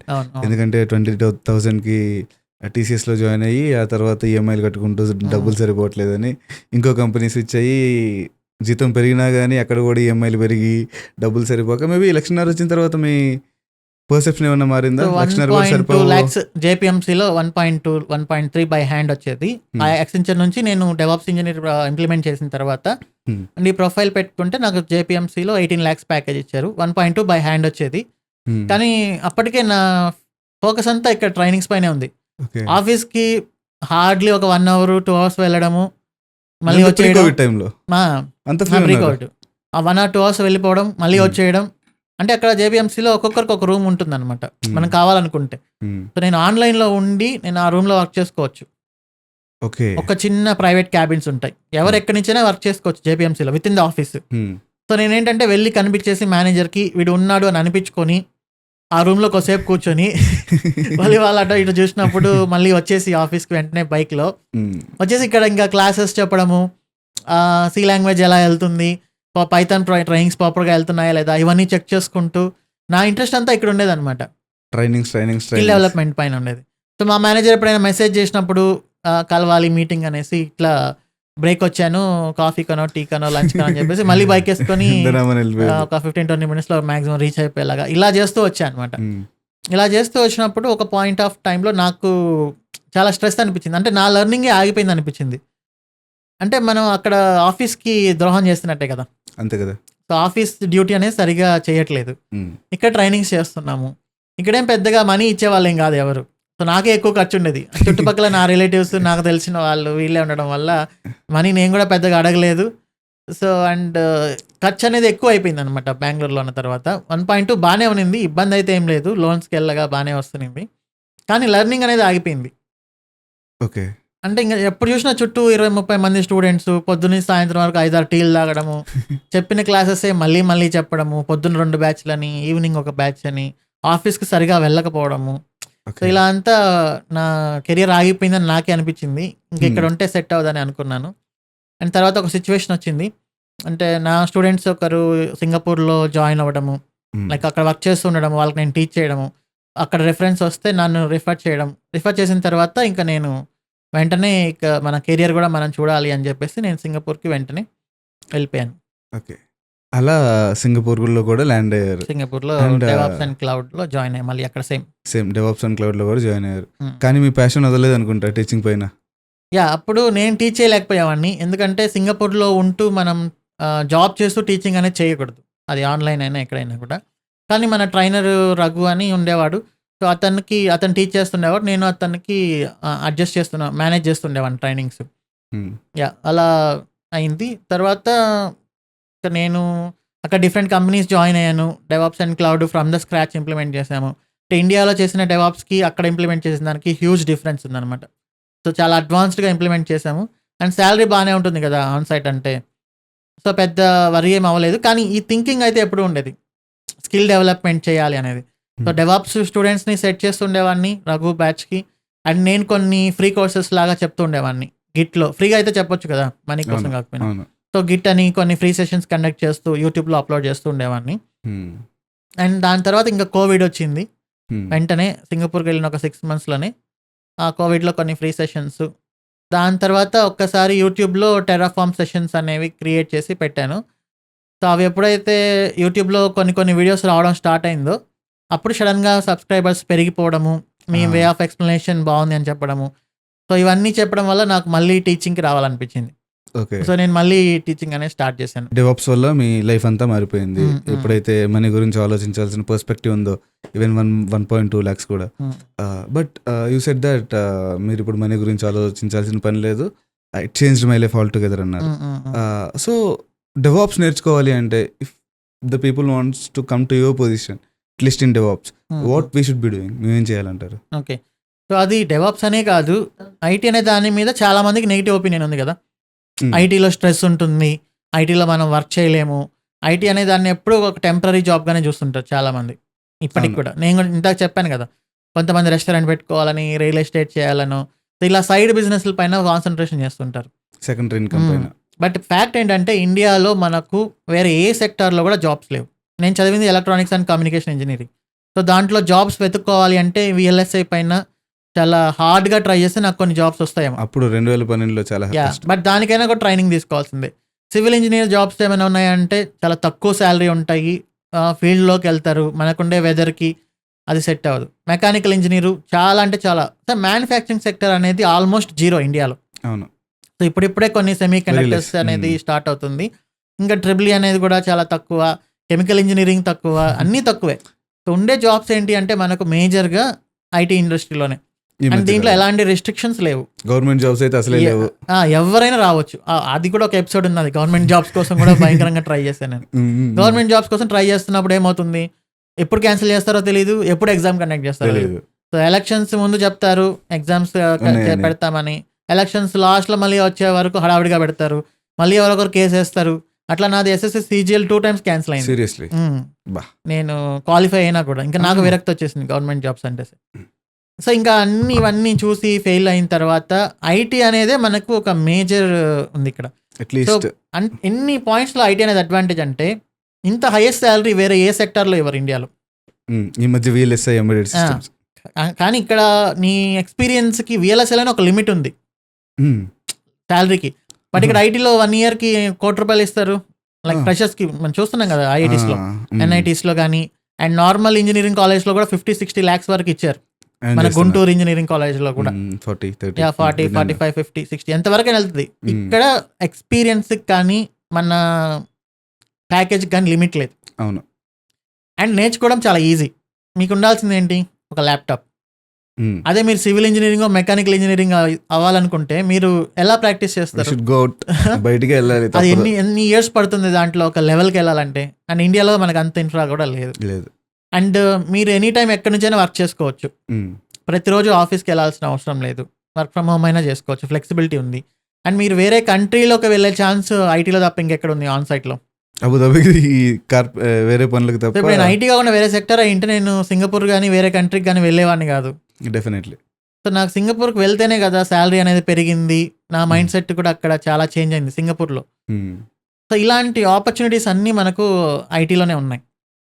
సో వీటన్నిటిని జనాలు అర్థం చేసుకోకుండా ఐటీ అంటే ఎప్పుడు కంప్యూటర్ ముందు కూర్చొని స్ట్రెస్ అని ఫీల్ అయ్యి దాన్ని నెగిటివ్గా చూస్తున్నంతసేపు మనకు ఐటీలో ఏమీ రాదు.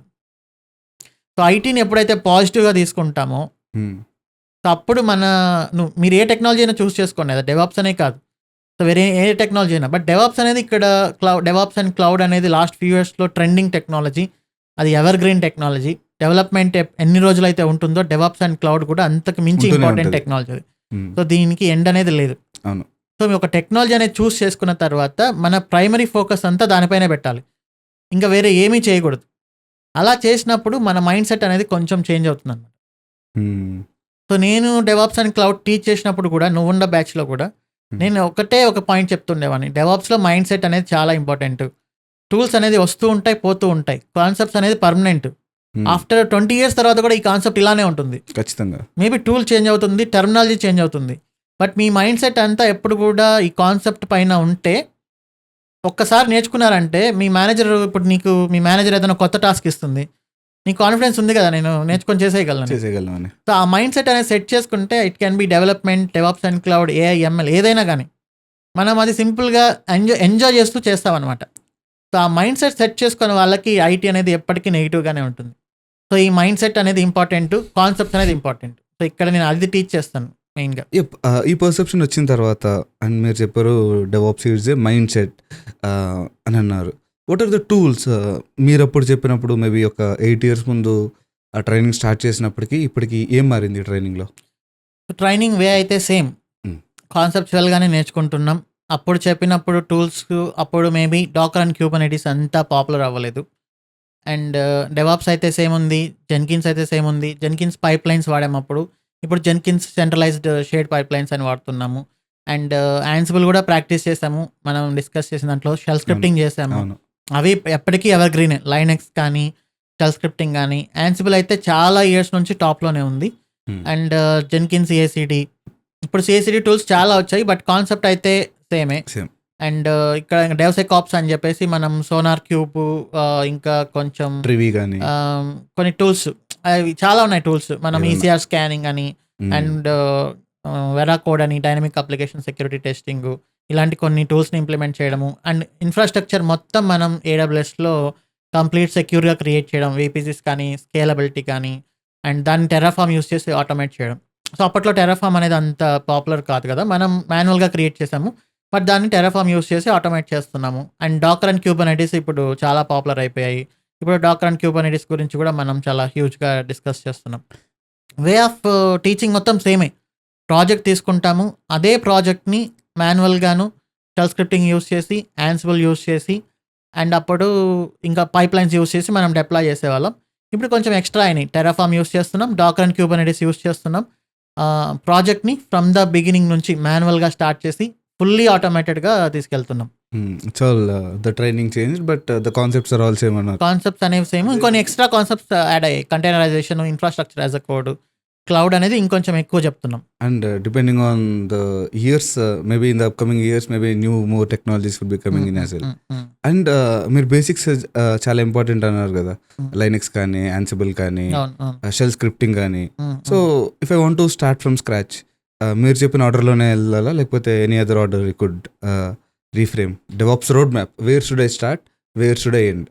అంటే నేను రోడ్ మ్యాప్ ఎలా మేము డిజైన్ చేసాను అంటే, ఒక ప్రాజెక్టు ఇప్పుడు హెచ్డిఎఫ్సి బ్యాంక్ అనేది ఒక లాస్ట్ 20-30 years నుంచి ఉంది కదా. అవును. సో ఈ 20-30 yearsలో హెచ్డిఎఫ్సి బ్యాంక్ ఎలా ఎవాల్యూషన్ అయింది, ఆర్ అట్లీస్ట్ ఒక 20 yearsలో ఎలా ఎవల్యూషన్ అయింది, ఒక ప్రాజెక్టు ఇంతకుముందు ఏ స్టేజ్లో ఉంది, ఇప్పుడు ఏ స్టేజ్లో ఉంది అనే దాన్ని ఒక రోడ్ మ్యాప్లో క్లియర్గా డిఫైన్ చేసుకుంటూ వచ్చాం. ఇప్పుడు ఒక ప్రాజెక్ట్ రన్ చేయాలంటే సర్వర్స్ అనేది మ్యాండేటరీ. అవును. సో ఖచ్చితంగా లైనెక్స్ అనేదే వాడుతున్నాం, సూపర్ కంప్యూటర్స్లో కూడా లైనెక్సే వాడతారు కాబట్టి లైనెక్స్ అనేది mandatory. So first Linux teach చేస్తున్నాం. లైనెక్స్ టీచ్ చేసిన తర్వాత 10-20 years బ్యాక్ మనకేం డెవాప్స్ లేదు, మొత్తం మాన్యువల్గానే జరిగేది. సో మాన్యువల్గా అప్పట్లో ప్రాజెక్ట్స్ని ఎలా డిప్లాయ్ చేసేవాళ్ళు. ఒక ప్రాసెస్ని మనం ఆటోమేట్ చేయాలి అంటే ఖచ్చితంగా మాన్యువల్గా ఎలా వర్క్ అవుతుందో తెలియాలి.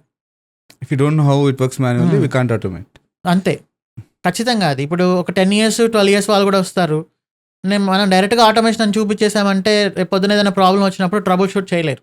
ఖచ్చితంగా చేయాలి. సో మాన్యువల్గా ఎలా వర్క్ అవుతుందని తెలిసినప్పుడే 100% ఆటోమేషన్ అనేది పాసిబుల్ తెలియాలి. సో ప్రాజెక్ట్ తీసుకొని మనం జనరల్గా ఫస్ట్లోనే చాలా వాళ్ళు ఏంటంటే చాలామంది ప్రాజెక్ట్ని ఎండ్లో చేసి చూపిస్తారు. ఒక 2-3 days టైం తీసుకొని ఒక గిట్హబ్లోంచి డమ్మీ ప్రాజెక్ట్ డౌన్లోడ్ చేసేసి అలా రన్ చేసి వదిలేస్తారు. బట్ అలా కాదు, ప్రాజెక్ట్ అనేది ఫ్రమ్ ద బిగినింగే ఉండాలి. ఆ ప్రాజెక్ట్ని అక్కడి నుంచి తీసుకొని దాన్ని మాన్యువల్గా డిప్లాయ్ చేస్తాం. సో మాన్యువల్గా డిప్లాయ్ చేసినప్పుడు మనకు తెలుస్తుంది అసలు వెబ్ సర్వర్ అంటే ఏంటి, అప్లికేషన్ సర్వర్ అంటే ఏంటి, డేటాబేస్ సర్వర్ అంటే ఏంటి, ఈ 3-tier ఆర్కిటెక్చర్ అంటే ఏంటి, మన వెబ్ అప్లికేషన్స్ ఎలా వర్క్ అవుతున్నాయి, లోడ్ బ్యాలెన్సింగ్ ఎలా వర్క్ అవుతుంది, ఇవన్నీ ఎక్స్ప్లెయిన్ చేస్తూ మనం మాన్యువల్గా చేసినప్పుడు ఆ కమ్యూనికేషన్స్ అవన్నీ మనకి తెలుస్తుంది, కనెక్షన్స్ తెలుస్తుంది, ట్రబుల్ షూటింగ్ మాన్యువల్గా చేయడం అంతా నీట్గా అర్థమవుతుంది. సో ఇప్పుడు హెచ్డిఎఫ్సి బ్యాంక్ వాళ్ళు కూడా ఏం చేశారు, 20 years బ్యాక్ ఇలా మాన్యువల్గా చేస్తూ ఉన్నప్పుడు వాళ్ళకి కొన్ని పెయిన్ పాయింట్స్ వచ్చినాయి. అరే ఇది మాన్యువల్గా చేస్తున్నప్పుడు కొన్ని హ్యూమన్ ఎర్రర్స్ వస్తున్నాయి, వై కాంట్ వి ఆటోమేట్ అని చెప్పేసి షెల్ స్క్రిప్టింగ్తో కొన్ని ఆటోమేట్ చేసి ఉంటాం.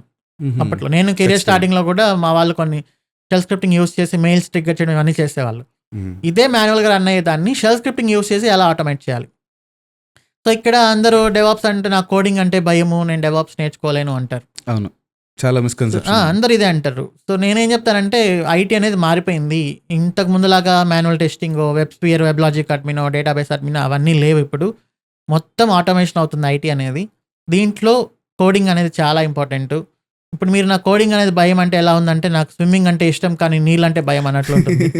సో అలా కాదు, ఖచ్చితంగా కోడింగ్ అనేది రావాలి అండ్ అది చాలా ఈజీ కూడా. ఇప్పుడు కోడింగ్లో నేను 2 types అని చెప్పాను అనుకోండి, ఒకటి ప్రోగ్రామింగ్, ఒకటి స్క్రిప్టింగ్. ప్రోగ్రామింగ్ అంటే ఎవరు చేస్తారు, డెవలపర్స్ చేస్తారు. అవును, జావా కోడ్ రాయడము, applications. .NET కోడ్ రాయడము, డేటాబేస్ కనెక్ట్ అవ్వడము, రికార్డ్స్ని ఫెచ్ చేయడం, ఇదంతా వాళ్ళు రాస్తారు. డెవాప్స్ అండ్ క్లౌడ్ వాళ్ళు ఇదంతా చేయాల్సిన అవసరం లేదు. మనం స్క్రిప్టింగ్ రాయాలి. ఆ స్క్రిప్టింగ్ అంటే ఏంటి అంటే కొన్ని చిన్న చిన్న మాన్యువల్ టాస్క్ని తీసుకెళ్ళి ఆటోమేట్ చేయడం. ప్రోగ్రామింగ్ అయినా స్క్రిప్టింగ్ అయినా ఉండేది variables, data types, functions, loops, conditions, ఇంతే. అవును, ప్రోగ్రామింగ్ వాళ్ళు ఏంటంటే పర్ఫార్మెన్స్ మీద ఎక్కువ దృష్టి పెడతారు. ఎంత ఫాస్ట్గా మన కోడ్ రన్ అవ్వాలి, ఎంత తక్కువ రిసోర్సెస్తో రన్ అవ్వాలి. స్క్రిప్టింగ్ వాళ్ళం ఏంటంటే మనకు పర్ఫార్మెన్స్ మీద పెద్ద మ్యాటర్ కాదు, మనకి అక్కడ ఉండే టాస్క్ ఆటోమేట్ అయిందా లేదా. సో షెల్ స్క్రిప్టింగ్ యూస్ చేసి మనం దాన్ని ఆటోమేట్ చేస్తాం. తర్వాత షెల్ స్క్రిప్టింగ్లో కొన్ని డిసడ్వాంటేజెస్ ఉన్నాయి. ఎక్కువ సర్వర్స్ అయినప్పుడు షెల్ స్క్రిప్టింగ్ మేనేజ్ చేయడం కష్టం కాబట్టి ఇప్పుడు మనకి ఇంటర్నెట్ ట్రాఫిక్ అనేది లాస్ట్ 10 yearsలోనే కదా పెరిగింది. సో షెల్ స్క్రిప్టింగ్ అనేది వర్క్ అవ్వలేదు 10 years బ్యాక్. తర్వాత ఖచ్చితంగా ఒక కాన్ఫిగరేషన్ మేనేజ్మెంట్ టూల్ కావాల్సి వచ్చింది. చెఫ్ అని ఉన్నది, పప్పెట్ అని ఉంది, సాల్ట్ స్టాక్, రన్డెక్, ఇట్లా చాలా ఉన్నాయి. బట్ అన్నింటిలోకి యాన్సిబుల్ అనేది సూపర్ పాపులర్ అయింది. సో యాన్సిబుల్ అనే ఒక కాన్ఫిగరేషన్ మేనేజ్మెంట్ టూల్ యూస్ చేసి మనం సేమ్ ప్రాజెక్ట్ని మళ్ళీ ఎలా ఆటోమేట్ చేస్తాం. ఫస్ట్ మాన్యువల్గా చేసి దాని తర్వాత షెల్ స్క్రిప్టింగ్ యూస్ చేసి ఆటోమేట్ చేసి దాంట్లో డిసడ్వాంటేజెస్ ఏంటో అర్థం చేసుకొని తర్వాత యాన్సిబుల్ యూస్ చేసి ఆటోమేట్ చేస్తున్నాం. అండ్ దీనికంతా ఒక ఇన్ఫ్రాస్ట్రక్చర్ కావాలి. ఒక 10 years బ్యాక్ మనం ఇన్ఫ్రాస్ట్రక్చర్ని మాన్యువల్గా క్రియేట్ చేసేవాళ్ళం ఆన్ ప్రిమైస్లో. ఇప్పుడు అలా వర్కౌట్ అవ్వట్లేదు, అందరూ క్లౌడ్కి వెళ్తున్నారు. క్లౌడ్లో మాన్యువల్గా చేయడం కుదరదు, మళ్ళీ ఏదో ఒక కోడ్ రావాలి, దాన్ని ఇన్ఫ్రాస్ట్రక్చర్ యాజ్ అ కోడ్ అంటున్నాం. అదొక కాన్సెప్ట్. అందులో టెరాఫామ్ అనేది ఒక popular tool. So Terraform use చేసి ఈ ప్రాజెక్ట్ కావాల్సిన మొత్తం infrastructure like databases, VPCs, scaling, EKS clusters, Route 53 domains, ఇవన్నీ అక్కడ క్రియేట్ చేస్తాం ఆటోమేటెడ్గా. క్రియేట్ చేసిన తర్వాత ఈ టెరాఫామ్ అండ్ యాన్సిబుల్ ఇంటిగ్రేట్ చేసి అప్లికేషన్స్ని VMsలో డిప్లాయ్ చేస్తాం. ఒక లాస్ట్ టైం నువ్వు నా బ్యాచ్లో జాయిన్ అయినప్పుడు అప్పటి వరకు ఈ VMsలో డిప్లాయ్ చేస్తున్నాం అప్లికేషన్స్ని, కంటైనరైజేషన్ అనేది లేదు. సో ఇప్పుడు VMsలో ఉండే డిసడ్వాంటేజెస్ మనం డిస్కస్ చేసి ఇంత పెద్ద హ్యూజ్ ఇంటర్నెట్ ట్రాఫిక్ని సర్వ్ చేయాలంటే అప్లికేషన్స్కి VMs సెట్ అవ్వదు అని చెప్పేసి మనం ఇంకా దాంట్లో డిసడ్వాంటేజ్ డిస్కస్ చేసి కంటైనరైజేషన్ అనేది చాలా ఇంపార్టెంట్ కాన్సెప్ట్. అదే ప్రాజెక్ట్ని మళ్ళీ డాకర్ కంటైనర్స్ లాగా మనం డిప్లాయ్ చేస్తాం. మళ్ళీ ట్రాఫిక్ అనేది పెరుగుతున్నప్పుడు డాకర్ కంటైనర్స్ అనేది స్కేలబిలిటీ చాలా కష్టం అవుతుంది, దానికి ఒక ఆర్కెస్ట్రేషన్ అనేది కావాలి అని చెప్పేసి సేమ్ ప్రాజెక్ట్ని మళ్ళీ Kubernetesలో డిప్లాయ్ చేస్తాం. అండ్ ఇలా డిప్లాయ్ చేస్తున్నప్పుడు అప్లికేషన్ డిప్లాయ్మెంట్ అనేది ఒక ఆటోమేటెడ్ వేలో జరగాలి. CI/CD అనేది చాలా ఇంపార్టెంట్ చెప్పేసి మళ్ళీ జెన్కిన్స్ యూస్ చేసి CI/CD సెంట్రలైజ్డ్ పైప్లైన్స్ రాసి మళ్ళీ జెన్కిన్స్ ద్వారా ఇన్ఫ్రాస్ట్రక్చర్లోకి అప్లికేషన్స్ని డెవలపర్ కోడ్ పుష్ చేసిన వెంటనే ఆటోమేటిక్గా వెళ్ళి డిప్లాయ్ అయ్యేలాగా చేస్తాం. అండ్ అక్కడ కొంచెం ప్రాసెస్ ఉంటుంది, ప్రొడక్షన్లోకి వెళ్ళాలన్నప్పుడు CR ప్రాసెస్, అప్రూవల్స్, అవన్నీ ఎలా జరుగుతాయి అనేది డిస్కస్ చేసి అప్లికేషన్ని అలా డిప్లాయ్ చేస్తాం. And monitoring important. అప్లికేషన్స్ని డిప్లాయ్ చేసాక మానిటరింగ్ కూడా ఇంపార్టెంట్ కాబట్టి మానిటరింగ్ గురించి కూడా ఒక బేసిక్స్ నుంచి ఇంటర్మీడియట్ లెవెల్ వరకు డిస్కస్ చేస్తాం. అండ్ ఫైనల్గా పైథాన్ స్క్రిప్టింగ్ కూడా మనకి ఇంపార్టెంట్ కాబట్టి క్లౌడ్ ఆటోమేషన్స్లో కానీ వేరే వాటిలో. సో పైథాన్ స్క్రిప్టింగ్ కూడా మనం డిస్కస్ చేస్తాం. అండ్ ఈ సెషన్స్లో ఏంటంటే ఇంటర్వ్యూస్లో క్వశ్చన్స్ ఎలా అడుగుతారు, అందరు ఇంటర్వ్యూ క్వశ్చన్ అండ్ ఆన్సర్స్ వెబ్సైట్లో చూసి ప్రిపేర్ అవుతుంటారు. అది ఎట్లా ఉంటుందంటే బుకిష్ ఆన్సర్లా ఉంటుంది. సో నువ్వు ఎవరైనా ఇంటర్వ్యూ చేస్తున్నప్పుడు నేను ఒక వెబ్సైట్లో ఉండే ఆన్సర్ని రిపీట్ చేస్తే నీకు తెలిసిపోతుంది, అరే ఇది ఎక్కడి నుంచో చదువుతున్నాడు అని. అది మన ప్రాక్టీస్లోంచి వచ్చిన ఆన్సర్ లాగా ఉండాలి అది. ఇవన్నీ మనం ఒక ప్రాజెక్ట్ తీసుకొని చేస్తున్నప్పుడు మన స్టూడెంట్స్ ఏంటంటే డెవాప్స్ ఇంజనీర్గా నేను వర్క్ చేస్తున్నా అనే ఫీల్ వాళ్ళకి వచ్చేస్తుంది అనమాట. సో ఈ ప్రాక్టీస్లోంచే వాళ్ళ ఆన్సర్స్ చెప్తారు. ఓకే. సో వాళ్ళకి తెలియకుండానే వాళ్ళు డెవాప్స్ ఇంజనీర్స్గా ఫీల్ అయిపోతుంటారు ఈ ట్రైనింగ్ ప్రొసీజర్లోనే. సో ఖచ్చితంగా. అది మన రోడ్ మ్యాప్ కొంచెం డిఫరెంట్గా అలా చేశాను నేను. And this road map would be used by almost all the people maybe in the same syntax. And ఇలా నేర్చుకుంటే మనకు కూడా కొద్దిగా యూస్ఫుల్ అవుతుంది అంటారా లెర్నింగ్ పర్పస్ కి? సో ఇంకా లాస్ట్ 3 బ్యాచెస్ నుంచి DevSecOps అని స్టార్ట్ చేసాము. నాకు చెప్పినట్టు security scanning, like static source code analysis, static application security testing, open source vulnerability scanning, dynamic application security testing, image scanning, infrastructure security. So ఇలా అంతా చేసుకుంటూ వచ్చాం. ఇవి కూడా యాడ్ అయ్యాయి అనమాట. DevSecOps లో DevSecOps లో ఇవన్నీ యాడ్ చేస్తూ చేశాను. వచ్చారు. Yeah. అండ్ నేనే లైనింగ్ స్టార్ట్ చేశాను. క్లాసెస్ వింటూ వెళ్తే నాకేమైనా అడ్వాంటేజ్ ఉంటుందా, లేకపోతే I should be practicing on the same day? నేను క్లాసెస్ విన్నదానికంటే ఎక్కువ ఎఫర్ట్స్ ప్రాక్టీస్ కోసమే పెట్టాలి కదా, అప్పుడే ఇట్ వుడ్ బి యూస్ఫుల్ అని అంటారా మీరు? సో నేను కొన్ని కామెంట్స్ కూడా చూసా నా వీడియోస్ కిందనే. కొంతమంది ఏం రాశారంటే, నేను 2 or 3 times చేసే తప్ప నాకు ఈ క్లాస్ అనేది అర్థం కావట్లేదు, ట్రైనర్ ఏమో బేసిక్స్ నుంచి చెప్తా అంటాడు, కానీ నేను నాకు 2 times 3 times ప్రాక్టీస్ చేయాల్సి వస్తుందని. అతను యాక్చువల్లీ గుడ్ లెర్నర్, అతను తెలియట్లేదు. సో నేను ఏం చెప్తానంటే, ఒక కొత్త టెక్నాలజీ మనం నేర్చుకుంటున్నప్పుడు రైట్ అవే 100% మనకు అర్థమైపోవడానికి మనం వివేకానంద స్వామి కానీ ఇంకెవరో దేవుళ్ళం కాదు, ఆల్బర్ట్ ఐన్స్టైన్, సో వాళ్ళకు కూడా అర్థం కాదు. సో 100% ఇప్పటికిప్పుడు నేను artificial intelligence, Java development teach చేస్తే 50% అర్థమవుతుంది. ఖచ్చితంగా మేబీ 50% గ్రాస్ప్ చేసే వాళ్ళు కూడా చాలా తక్కువ పర్సెంటేజ్. రికార్డ్ చేసి ఎందుకు ఇస్తున్నాం, వాళ్ళు అర్థం అవ్వకపోయినా కన్సిస్టెన్సీ అనేది ఉండాలి కాబట్టి క్లాస్ జాయిన్ అవ్వాలి. 50% అర్థమవుతుంది, క్లాస్ అంతా రికార్డ్ చేస్తున్నాం, రికార్డ్ చేసి 2 hours అప్లోడ్ చేస్తున్నాం. అప్లోడ్ చేసిన తర్వాత రికార్డింగ్ వచ్చిన వెంటనే మళ్ళీ వాళ్ళు చూసుకోవాలి దాన్ని, ఆ క్లాస్ ఓపెన్ చేసి మళ్ళీ వినాలి. సో ఇప్పుడు నేను హెడ్ ఫస్ట్ జావా బుక్ని ఇంతకుముందు 12 సార్లు చదివితే కానీ నాకు ఒక రకమైన డీసెంట్ క్లారిటీ రాలేదు. ఇంటర్వ్యూ కూడా నేను క్రాక్ చేయలేదు. అలాంటిది జస్ట్ ఒకసారి వినేసి డెవాప్స్ ఇంజనీర్ అయిపోతామంటే కుదరదు. సో రికార్డింగ్ ఓపెన్ చేయాలి, అక్కడ మళ్ళీ పర్సంటేజ్ ఆఫ్ అండర్స్టాండింగ్ అనేది ప్రాక్టీస్ మేక్స్ మ్యాన్ పర్ఫెక్ట్ అని ఎందుకంటారంటే, ప్రాక్టీస్ చేసే కొద్దీ మన పర్సంటేజ్ ఆఫ్ అండర్స్టాండింగ్ అనేది పెరుగుతుంటుంది. అవును. అక్కడ 50% ఉన్నది 60% అవ్వచ్చు సెకండ్ టైం విన్నప్పుడు. అండ్ మీకు మంచిగా అనిపించిన పాయింట్స్ని మీరు నోట్ చేసుకోవాలి. ప్రతి ఒక్కరు ఓన్ నోట్స్ ప్రిపేర్ చేసుకోవాలి. అందరూ మెటీరియల్ ఇస్తారా, పీడిఎఫ్లు ఇస్తారా అంటారు. నేను రన్నింగ్ నోట్స్ రాసి నేను పుష్ చేస్తుంటాను గిట్హబ్లోకి. డాక్యుమెంటేషన్ ఉంటుంది, ఆర్కిటెక్చర్ డయాగ్రామ్స్ అన్నీ ఉంటాయి. బట్ ఇంత నేను చేసినా కూడా మీ చేతులతో మీ నోట్స్ రాసుకుంటున్నప్పుడు అది మీ మైండ్లోకి స్ట్రైట్ అవే ఎక్కేస్తుంది. మీరు ఒక పాయింట్ వినడం వేరే, విని దాన్ని రాసుకుంటున్నప్పుడు అది మైండ్లో రిజిస్టర్ అయిపోతుంది అనమాట. సో ప్రతి ఒక్కరు ఓన్ నోట్స్ అనేది ప్రిపేర్ చేసుకోవాలి. చాలా కరెక్ట్ పాయింట్ మాట్లాడారన్న. సో క్లాస్ ఎలా అయితే వింటామో we should be spending the same amount of time in practising. Before practising we should understand the concept. ఏదో ముద్దుగా కమాండ్స్ ఇచ్చాడు టక టక టక టక కొట్టుకుంటూ వెళ్తే it doesn't work out. If you don't understand what we're doing we don't know. So మాన్యువల్గా అర్థం చేసుకోవడం, ఏ ప్రాజెక్ట్నైనా ఎండ్ టు ఎండ్ డిప్లాయ్ చేయడం కానీ డెవలప్ చేయడం కానీ, మేబీ డెవలపర్స్ చేస్తారు కానీ డిప్లాయ్మెంట్ వరకు మానిటరింగ్ పార్ట్ ఇవన్నీ డెవాప్స్కి చాలా మస్ట్ అండ్ షుడ్ అంటారు. అండ్ మీరు చెప్పిన ప్యాటర్న్లో వెళ్తే we విడ్ be very good in learning all these tools. And స్పెసిఫిక్గా మీ ట్రైనింగ్ గురించి కూడా మాట్లాడుతున్నారు కదా, ఏంటన్నా అసలు ఎంతమంది జాయిన్ అవుతున్నారు ట్రైనింగ్లో? House the training going on? House your life అనేది కొంచెం బ్యాలెన్స్ తప్పింది ట్రైనింగ్ వల్ల. ఎందుకంటే లైవ్ క్లాసెస్ టీచ్ చేయడం అనేది చాలా టఫ్. నేను ఒక్క క్లాస్ని రికార్డ్ చేసి పెట్టేసి దాన్నే 2-3 సంవత్సరాలు సెల్ చేస్తూ ఉండడం అనేది ఇంకా నాకు పని ఏం లేదు. చాలా మంది చేస్తుంటారు, అది ఎక్కడ చూసినా మనకి యూట్యూబ్లో దొరుకుతాయి, ఉడేమిలో దొరుకుతాయి. బట్ దానివల్ల అది ఎలా ఉంటుందంటే, ఒక పుష్ప 2 సినిమా రిలీజ్ అయినప్పుడు ఫస్ట్ రోజు థియేటర్లో చూడడం, ఒక 3-4 months తర్వాత ఓటీటీలో చూసినట్లు ఉంటుంది అనమాట, ఆరు మూవీ రూల్స్లో డౌన్లోడ్ చేసుకున్నట్లు ఉంటుంది. సో లైవ్ సెషన్స్ అనేవి చాలా పెద్ద ఇంపాక్ట్ క్రియేట్ చేస్తాయి, ఇంటరాక్టివ్ సెషన్స్. అంటే అది పొద్దున్నే లేచి ఒక డిసిప్లైన్డ్గా ఒకే టైంలో వినడము, వినిన తర్వాత వెంటనే దాన్ని ప్రాక్టీస్ చేయడము, నోట్స్ రాసుకోవడము, దిస్ ఇస్ ఒక డిసిప్లైన్ అనమాట. అండ్ అక్కడ వచ్చిన స్టూడెంట్స్ అందరికీ నేను నాకున్న నాలెడ్జ్ అంతా ఎగ్జిబిట్ చేయలేను, ఎందుకంటే అవతల వాళ్ళకి అది అర్థం అవ్వాలి కదా. సో మనం వాళ్ళకి ఎలా చెప్తే అర్థమవుతుంది అనేది ముందుగానే నేను ప్లాన్ చేసుకోవాలి. ఇలా చెప్తే కొత్త కాన్సెప్ట్ అనేది అర్థమవుతుంది, ఇంత సింప్లిఫై చేసి చెప్పాలి. అండ్ నేనేంటంటే గుడ్డిగా వెళ్ళిపోయి రన్ చేసేస్తే ఎర్రర్స్ వస్తాయి. ఖచ్చితంగా మనం గూగుల్లో అయితే వర్క్ చేసేటప్పుడు చూసి క్లియర్ చేసుకుంటాం. బట్ ఇక్కడ అందరి ముందు నేను టూ మెనీ ఎర్రర్స్ ని క్రియేట్ చేసేసి స్పాట్ లో చేసేయడం అట్లంతా కుదరదు. క్లాస్ ముందు ఫాస్ట్ గా అన్ని ప్రాపర్ గా వర్షన్స్ అన్ని కంపాటబిలిటీ ఉన్నాయా లేదా అనేది చెక్ చేసుకొని, అండ్ క్లాస్ లో కూడా కొన్ని ఎర్రర్స్ ని రీక్రియేట్ చేసి దాన్ని చేసి చూపిస్తూ, ఇలా ఇంటరాక్టివ్గా ఉంటుంది మొత్తము ఈ రికార్డింగ్ కానీ. అండ్ డైలీ క్యూఏ సెషన్స్ ఒక 6 hours కండక్ట్ చేస్తాం. దీని ప్రీవియస్ బ్యాచ్లో డెవాప్స్ ఇంజనీర్గా జాబ్ కొట్టిన వాళ్ళు ఉంటారు కదా, సో వాళ్ళు వచ్చి కంట్రిబ్యూట్ చేస్తారు.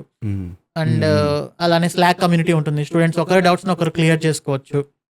And resume preparation, interview preparation, ఇవన్నీ. అంటే మా మెయిన్ గోల్ వచ్చేసి వాళ్ళు డెవాప్స్ ఇంజనీర్గా జాబ్ కొట్టాలి. దానికి మన సైడ్ నుంచి ఏం చేయాలో మొత్తం చేస్తాం.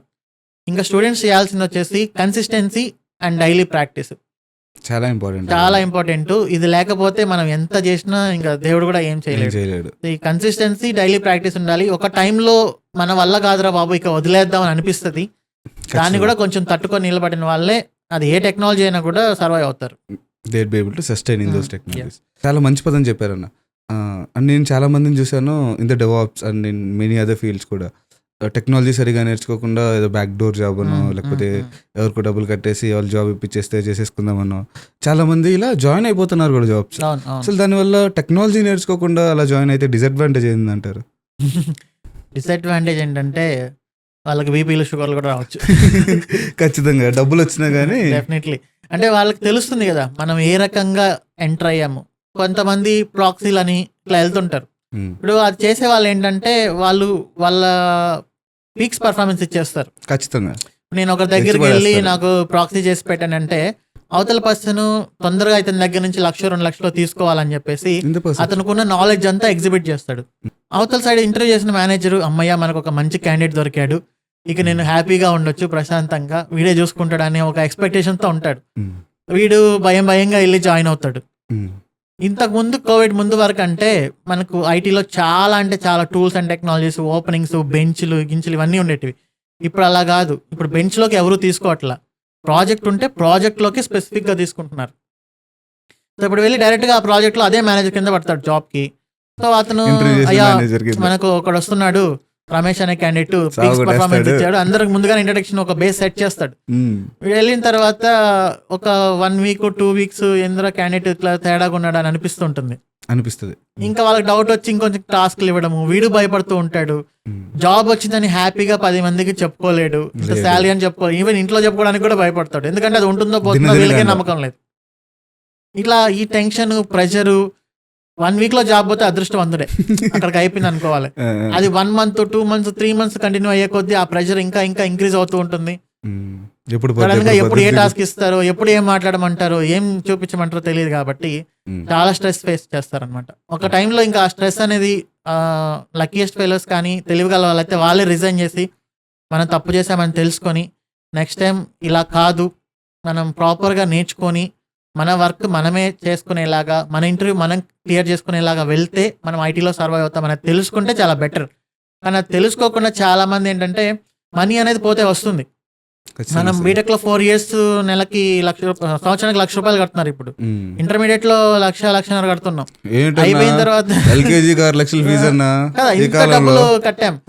అండ్ పీజీలకి ఒక 6-7 కడుతుంటాము, మంత్లీ ఖర్చులు ఉంటాయి, ఇవన్నీ ఉంటాయి కదా. ఇవన్నీ ఉండి డబ్బులు పోతుంటాయి. But once time and confidence కానీ మిస్ అయిందామంటే పోయిన టైం ఎప్పటికీ తిరిగి రాదు. వన్స్ కాన్ఫిడెన్స్ పోయి మనం లోగా ఫీల్ అయ్యామంటే ఆ లోంచి బయటకు వచ్చి మళ్ళీ ఫ్రమ్ ద స్క్రాచ్ స్టార్ట్ చేసి మళ్ళీ కాన్ఫిడెన్స్ గెయిన్ చేయడానికి చాలా టైం పడుతుంది. అలా లో నుంచి కాన్ఫిడెన్స్ లోకి త్వరగా వచ్చే వాళ్ళు కూడా చాలా తక్కువ మంది. చాలా మంది లోనే ఆగిపోయి జాబ్స్ ఇంకా వెళ్ళిపోయి నాన్ ఐటీ జాబ్స్ చేయడము. ఇంకా 30, 32, 33, 34 నా ఏజ్ వాళ్ళు కూడా ఇంకా ఐటీలో జాబ్స్ కోసం ట్రై చేసే వాళ్ళు ఉన్నారు. కానీ ఇది ఒక్క పాయింట్ అర్థమైతే ఒక 6 months అయినా పర్లేదు, 1 year అయినా పర్లేదు, టైం ఎక్కడికి మించిపోదు, మన వయసు ఏమైపోదు, ఐటీ ఆఫీస్లో క్లోజ్ చేయరు. ప్రాపర్గా నేర్చుకొని మనమే ఇంటర్వ్యూ క్లియర్ చేసుకొని మనమే వర్క్ చేసుకునేలాగా ఉంటే ఆ కాన్ఫిడెన్స్ ఇంకా వేరే లెవెల్ ఉంటుంది. సో నీ ఇంటర్వ్యూ నువ్వు క్లియర్ చేసుకున్నావు అన్నప్పుడు అది ఎంత గర్వంగా చెప్పుకోవచ్చు నువ్వు ఒకరికి. అదే కానీ నేను ప్రాక్సీ ద్వారా వెళ్ళాను, బ్యాక్ డోర్ జాబ్ ద్వారా వెళ్ళాను అంటే కష్టం. ప్రాజెక్ట్లోకి వెళ్ళిన తర్వాత మన ట్రైనింగ్ చెప్పాం కదా, అంతా రియల్ ప్రాజెక్ట్తోనే ఉంటుంది కాబట్టి మన స్టూడెంట్స్ అక్కడ యాక్చువల్ డెవాప్స్ ఇంజనీర్స్ కంటే ఎక్కువ పర్ఫామ్ చేస్తున్నారు. ఎందుకంటే యాక్చువల్ డెవాప్స్ ఇంజనీర్స్ కి ఫ్రమ్ ద స్క్రాచ్ ఇంప్లిమెంట్ చేసే నాలెడ్జ్ ఉండదు. సో దీనివల్ల సో ట్రబుల్ షూటింగ్ కానీ మన వాళ్ళు మంచిగా పర్ఫామ్ చేస్తూ ఇంకా టైం మిగిలించుకొని వచ్చి మళ్ళీ మనకి క్యూఏ సెషన్స్లో కంట్రిబ్యూట్ చేస్తున్నావు. మరి నన్ను ఎప్పుడు తీసుకెళ్తారన్న? నువ్వు ఆ స్టేజ్ దాటిపోయావు, నువ్వే ఒక పెద్ద ట్రైనర్ అయిపోయావు కాబట్టి so all the best to you. Thank you very much అన్న, మీరే మా గురువు గారు చెప్పినట్లే. థ్యాంక్ యూ అన్న, థ్యాంక్స్ అగైన్.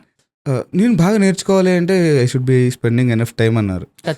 అండ్ ఈ బ్యాక్ డోర్స్ వల్ల లేకపోతే ప్రాక్సీస్ వల్ల బాగుపడేది ఎవరైనా ఉన్నారంటే end of the day proxy చేసిన అతనే అనుకోవాలి. సో ఇలా జరుగుతున్నప్పుడు what would be the other things? Let's say నేను ఫేక్ పెట్టుకొని జాబ్ తెచ్చుకోలేకపోతున్నాను అనుకోండి, 32 ఏళ్ళు 33 ఏళ్ళు వాళ్ళు కూడా వస్తున్నారు, వాళ్ళకి ప్రయర్ ఎక్స్పీరియన్స్ లేకపోతే జాబ్ ఇవ్వట్లేదు కదా, వాళ్ళు ఏం చేయాలి ఆ కేసులో? దానికి సొల్యూషన్ అనేది ఉంది. సో మనం ఏంటంటే ఒక 4 years level of experience level minimum అనే దానికి రీచ్ అవుతున్నాం మన ట్రైనింగ్స్లో, మినిమం 4 years. సో అన్ఫార్చునేట్లీ నేను డైరెక్ట్గా చెప్పలేను, అది అందరికీ తెలిసిందే. చెప్పండి. ఫ్రెషర్స్ అందరికీ, మనం బీటెక్లో చదివిన వాళ్ళందరికీ క్యాంపస్ ప్లేస్మెంట్ ద్వారా చేయాలి అంటే కుదరట్లేదు కదా. అవును, అసలు ఒక్కరికి కూడా మనకి ఇంతవరకు ఇంటర్వ్యూ అటెండ్ అయ్యే ఛాన్స్ కూడా రాలేదు, సీరియస్లీ. రైట్. సో అలాంటి ఛాన్స్ రానప్పుడు మనకు ఉండే ఆప్షన్ ఏంటి? ఎక్స్పీరియన్స్ పెట్టుకొని వెళ్ళడమే. అక్కడ ఫేక్ ఎక్స్పీరియన్స్ పెట్టుకున్న ఫైన్, ఎందుకంటే మనకు ఆప్షన్ రాలేదు కాబట్టి ఫ్రెషర్గా. సో ఫ్రెషర్గా రానప్పుడు ఇంకా వేరే ఆప్షన్ ఏముంటుంది? బట్ ఇక్కడ ఏంటి, మీ ఇంటర్వ్యూ మీరే క్లియర్ చేసుకోవాలి, మీ వర్క్ మీరే చేయాలి. ఫర్ ఎగ్జాంపుల్ ఫేక్ పెట్టుకొని క్యాండిడేట్ జాయిన్ అయ్యాడు, దానికి సొల్యూషన్ ఉంది కదా. డాక్యుమెంట్స్ అనేది జనరేట్ చేస్తున్నారు, వెళ్ళి జాయిన్ అవుతున్నారు. లోపలికి వెళ్ళిన తర్వాత ఒక 2 క్యాండిడేట్స్ ఉన్నాడు. ఒక్కడు రియల్ డెవాప్స్ ఇంజనీర్ ఫస్ట్ నుంచి ఉన్నాడు, కొత్తగా ఫేక్ వచ్చాడు, నేర్చుకొని వచ్చి జాయిన్ అయ్యాడు. రియల్ డెవాప్స్ ఇంజనీర్ కొన్ని టాస్క్లు చేయలేకపోతున్నాడు అనుకోండి, ఫేక్ డెవాప్స్ ఇంజనీర్గా వచ్చిన అతను టాస్క్లు చేసి ఆన్ టైం డెలివరీ చేస్తున్నాడు. అప్పుడు మేనేజర్కి తెలిసింది ఇతను ఎవరో కంప్లైంట్ చేస్తారు అనుకోండి, ఫర్ ఎగ్జాంపుల్ ఇతను ఫేక్ వచ్చానని. మేనేజర్కి ఏంటి, ఫేక్ అయితే ఏంటి, రియల్ అయితే ఏంటి, కింద పర్సన్స్ ఉన్నారు, నేను రెస్పాన్సిబుల్ పైన క్లయింట్స్కి, నేను వర్క్ తీసుకెళ్ళి అతనికి ఇస్తున్నా, అతను కంప్లీట్ చేస్తున్నాడు. అతని ఫేక్ అయితే ఏంటి, ఏమైంది? అల్టిమేట్ గా వర్క్ కదా చేయాల్సింది. సో మేనేజర్ నుంచే సపోర్ట్ వస్తుంది అది. సో మీరు ఓపెన్ గా కూడా చెప్పేయచ్చు మేనేజర్ కి. నేను కొన్ని కేసెస్ లో కొంతమందికి అడ్వైస్ చేశాను, నువ్వు ఇచ్చిన వర్క్ చేస్తున్నావా? చేస్తున్నాను సార్ అన్నాడు. పోయేసి మేనేజర్ కి, సార్ ఇట్లా నాకు ఇంతకు ముందు నేను ఇలా, ఫ్యాక్ట్ ఎప్పుడు కూడా మనం ఏంటంటే ఉన్న ఫ్యాక్ట్స్ అన్ని చెప్తే మనం చేసిన తప్పైనా కూడా అవతల పర్సన్స్ మనల్ని యాక్సెప్ట్ చేసి మనల్ని ఎంకరేజ్ చేస్తారు. మనం ఉన్నవి లేనివి అబద్ధాలు చెప్పినప్పుడు మనల్ని ఎవరు ఎంకరేజ్ చేయరు, మనల్ని ఎవరు సపోర్ట్ చేయరు. చాలా చాలా మంచి మాట చెప్పారు. సో ఫ్యాక్ట్ చెప్పండి, సార్ నేను బీటెక్ అయిపోయింది, 2-3 years ఖాళీగా ఉన్నాను, ఏం చేయాలో అర్థం కాలేదు, కొంతమంది చేతిలో మోసపోయాను, తర్వాత నాకు అర్థమైంది, నా అంతా నేనే నేర్చుకున్నాను, నా ఇంటర్వ్యూ నేనే క్లియర్ చేసుకున్నాను, నా వర్క్ నేనే చేస్తున్నాను. మేనేజర్ ఇంకా హ్యాపీగా ఫీల్ అయ్యి మిమ్మల్ని సపోర్ట్ చేస్తాడు అనమాట. ఇప్పుడు మీకు టెక్నాలజీ వచ్చినప్పుడు, అంతే, చేయగలిగినప్పుడు. అది ఎస్పెషల్లీ ఇండియాలోనే ఉంది ఈ ఎక్స్పీరియన్స్. ఇదంతా యుఎస్ లో అయితే నువ్వు నీ ఏజ్ ఎంత, నీ ఎక్స్పీరియన్స్ ఎంత, నీకు దగ్గర డాక్యుమెంట్స్ ఉన్నాయా లేవా, ఇవేం అడగరు. ఇంటర్వ్యూ క్వశ్చన్స్ అడుగుతారు, ఆన్సర్ చేయగలిగేవా, come join with us. $30 per hour, $70 per hour. అంతే. ఇక్కడ ఇండియాలో ఎందుకు ఇంత డాక్యుమెంట్స్, పిఎఫ్లు అవి ఇవన్నీ చెక్ చేస్తున్నారంటే మనం ఎక్కువ ఫ్రాడ్స్ చేస్తున్నాము. అంటే ఐటీ ఎప్పుడైతే బిగిన్ అయిందో, ఇక్కడ 10th class కూడా పాస్ కాని వాళ్ళు అమీర్పేటలో కోర్స్ జాయిన్ అయిపోయి ఇప్పటికీ మేనేజర్స్ అయిన సిచ్యువేషన్స్ చాలా ఉన్నాయి. సో ఇలాంటి రావడం వల్ల, పాపులేషన్ ఎక్కువ ఉండడం వల్ల, కాంపిటీషన్ ఎక్కువ ఉండడం వల్ల గ్రాడ్యుయేషన్ అనేది ఒకటి పెట్టి, ఎక్స్పీరియన్స్ సర్టిఫికేట్స్ అనేది పెట్టి ఇలా ఫిల్టర్ చేస్తున్నారు. బట్ రియల్గా టెక్నాలజీ ఉండేవాడు, ఇప్పుడు నీకు నేను ఒక ప్రోడక్ట్ డెవలప్ చేస్తాను సాఫ్ట్వేర్లో, ప్రోడక్ట్ మంచి రిజల్ట్స్ ఇస్తుంది, నీకు ఎక్స్పీరియన్స్ ఉందా అంటే ఏంటి, లేకపోతే ఏంటి, అసలు ఎవరు కేర్ చేస్తున్నాడు? నీ ప్రోడక్ట్ పర్ఫెక్ట్గా ఉందా, ఆ ప్రోడక్ట్ వల్ల యూజ్ ఉందా, I will take that product. And maybe training చేస్తున్న వాళ్ళు ఏమైనా ఫ్రీలాన్స్ ప్రాజెక్ట్స్ చేస్తే యూస్ఫుల్ ఉంటుందంటారా? అండ్ అంత చేసుకోలేరు, మనం ఇచ్చేది ఒక ఎంటైర్ ప్రాజెక్ట్ ఏంటంటే అది చేసుకుంటే సరిపోద్ది అంటారా? డెవాప్స్లో ఏంటంటే కొన్ని ట్రైనింగ్స్ చూసాను నేను, 25 ప్రాజెక్ట్స్ చెప్తాము, 30 ప్రాజెక్ట్స్ చెప్తాము, ఆర్కిటెక్చర్ గుర్తుండడానికి కొన్ని చెప్తుంటారు. సో డెవాప్స్లో ప్రాజెక్ట్ అంటే ఏంటి అనేది ఒక పెద్ద మిత్ అనమాట. స్టూడెంట్స్కి కూడా నేను చాలా అంటే చాలా సార్లు ఎక్స్ప్లెయిన్ చేయాల్సి వస్తుంది. ఒక 10-15 ప్రాజెక్టులు నేర్చుకుంటే నేను మంచి డెవాప్స్ ఇంజనీర్ అనుకునే మిస్కన్సెప్షన్లో ఉండిపోయారు. అసలు డెవాప్స్లో ప్రాజెక్ట్ అంటే ఏంటి? ఇప్పుడు ఒక డెవలపర్ ప్రాజెక్ట్ అంటే ఏంటి? ఇప్పుడు నేను ఒక క్రెడిట్ కార్డ్ అప్లికేషన్లో పనిచేస్తున్నాను, సంథింగ్ రిటైల్లో ఆర్డర్ మేనేజ్మెంట్లో వర్క్ చేస్తున్నానంటే అసలు ఆర్డర్ మేనేజ్మెంట్ ఎలా వస్తుంది, దానికి కోడ్ ఎలా రాయాలి, ఆర్డర్ ఐడి ఎలా జనరేట్ చేయాలి, దాన్ని డేటాబేస్లో ఎలా ప్లేస్ చేయాలి, ఎలా రిట్రీవ్ చేయాలి, ఎలా అప్డేట్ చేయాలి, దిస్ ఈస్ ద ప్రాజెక్ట్. అతను చేసేది. చాలా మారిపోతూ ఉంటాయి పర్ముటేషన్ Yeah. కాంబినేషన్ మీద. సో ఇదే ఆర్డర్ మేనేజ్మెంట్కి డెవాప్స్ ఇంజనీర్ ఉంటాడు. సో అతను ఏం చెప్పాలి, నేను ఇలా ఈ డెవలపర్ ఏదైతే చేస్తున్నాడో అది కాదు మన ప్రాజెక్ట్.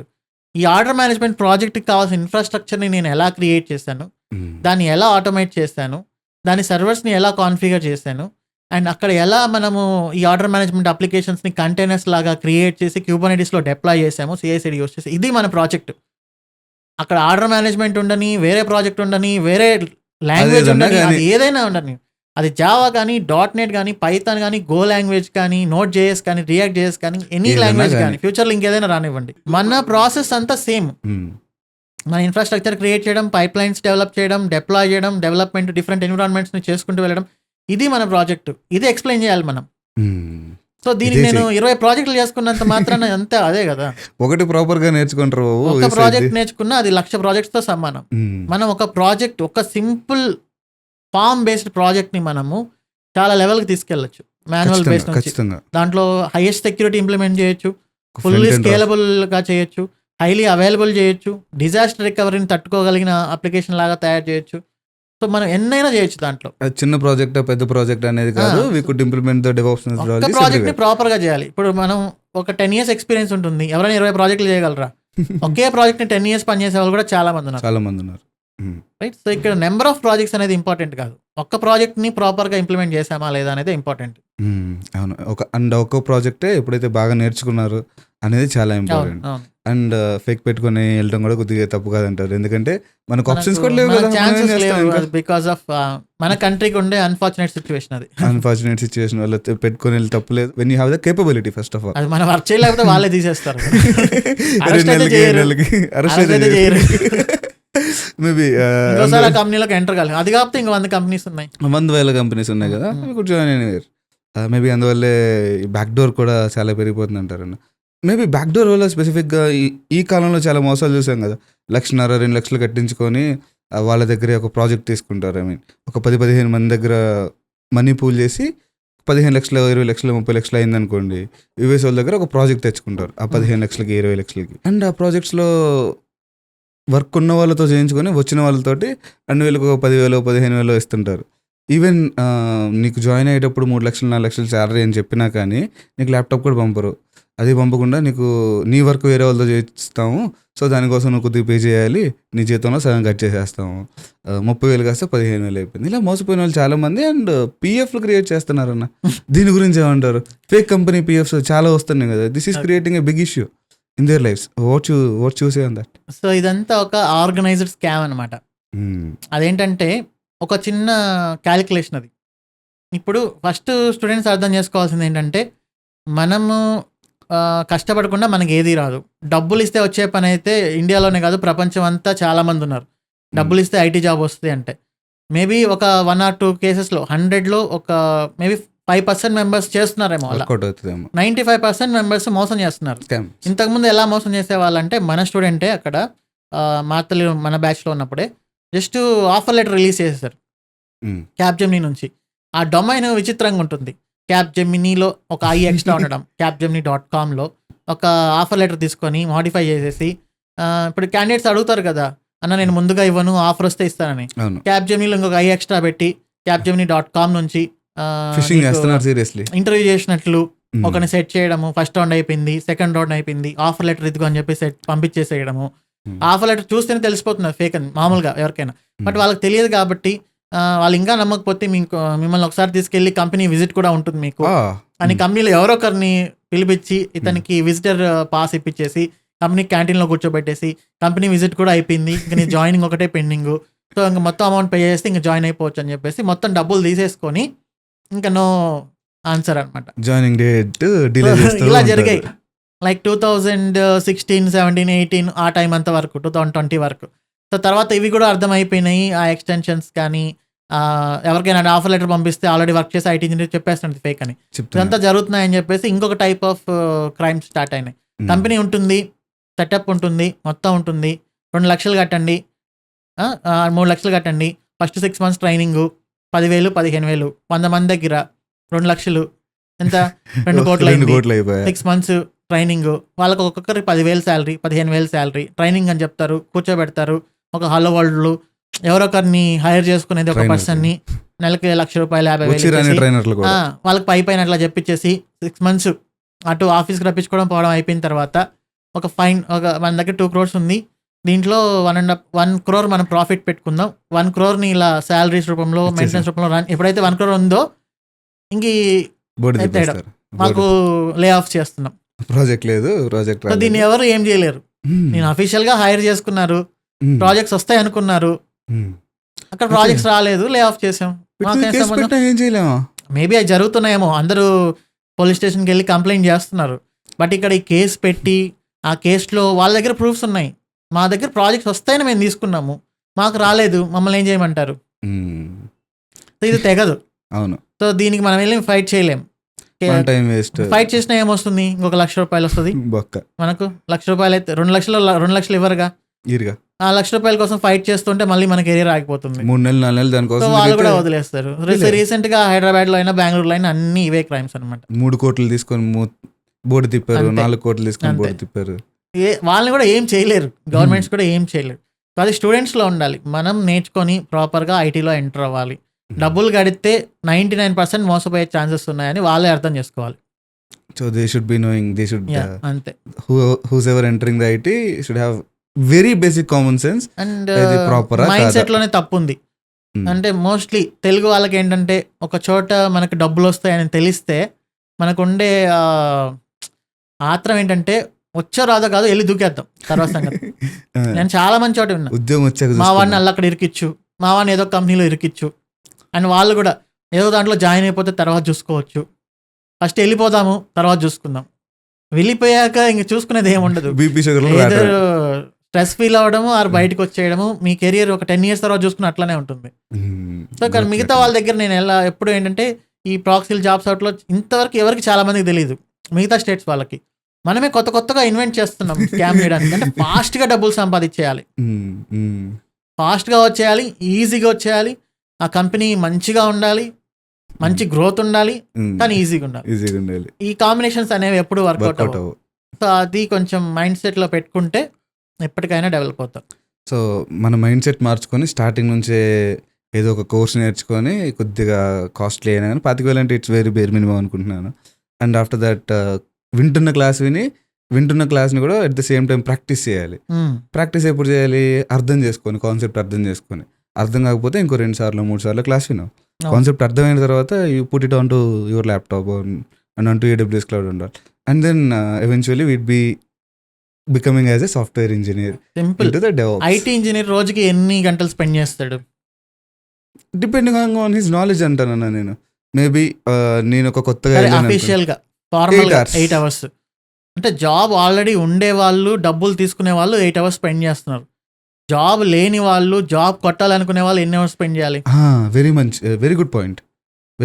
ఖచ్చితంగా 8 గంటల పైన స్పెండ్ చేయాలి. ఖచ్చితంగా 8 అప్పుడు గంటలు మాత్రమే ప్రాక్టీస్ చేయాలి. వస్తుంది. అండ్ డెవలప్స్ అండ్ క్లౌడ్ అనేది ఒక మరి ఈజీ టెక్నాలజీ అయితే కాదు, ఇంటర్మీడియట్ టెక్నాలజీ కాబట్టి. సో ఖచ్చితంగా 8 hours అనేది స్పెండ్ చేస్తూ ఉండాలి. ఆల్రెడీ ఐటీలో ఉండే వాళ్ళకైతే 8 hours అవసరం లేదు, ఎందుకంటే they know most of the at least 20-30% of the things తెలుసు వాళ్ళకి. ఐటీలో మన బిహేవియర్ ఎలా ఉండాలి, ఐటీ స్ట్రక్చర్ అంటే అనేది తెలుసు కాబట్టి ఎవరైతే నాన్ ఐటీలో ఉంటారో, ఐటీలోకి రావాలని కెరియర్ గ్యాప్ ఉంటుందో, కాలేజ్ స్టూడెంట్స్ ఉంటారో, వీళ్ళు టైం అనేది కొంచెం స్పెండ్ చేయాలి. వీళ్ళు కూడా కొంచెం అర్థం చేసుకోవాలి. 4 years ఇంజనీరింగ్ చదివాము, తర్వాత 3-4 years కోచింగ్లు చేసాము, అయినా రాని జాబ్ 3-4 monthsలో వస్తుంది అని అనుకోకూడదు. మనం ప్రాక్టీస్ చేసే కొద్దీ డెఫినెట్లీ 3 months నుంచి 6 months 1 year కూడా పట్టచ్చు కొంతమందికి. బట్ డెఫినెట్లీ కన్సిస్టెంట్గా ఉంటే జాబ్ అనేది పక్కా వస్తుంది. అది డెవలప్సే కాదు, ఏదైనా వస్తుంది. అండ్ మీరు బాగా నేర్చుకున్నారంటే would be able to be in the position as you. Yes, as me, as you, more than us. అంటే అట్లీస్ట్ ఇన్ గుడ్ పొజిషన్ అన్న. ఐ మీన్ ఎవరే రిఫరెన్స్ అన్న. మీరు ఇందాక ఒక మాట అన్నారు, ఏదంటే బెంగళూరు పీజీలో ఉన్నప్పుడు నాకంటే ఎక్కువ శాలరీ తీసుకుంటున్న వాళ్ళని చూసి ఐ గాట్ ఇన్స్పైర్డ్ అన్నట్టు. I mean your an inspiration to me. And whose ever coming in to the DevOps కూడా to be more than us. మనకంటే ఎత్తుకు ఎదగాలని కోరుకుందాం. ఇక్కడ లిమిట్ అయితే లేదు, ఎవరు ఏదైనా అవ్వచ్చు.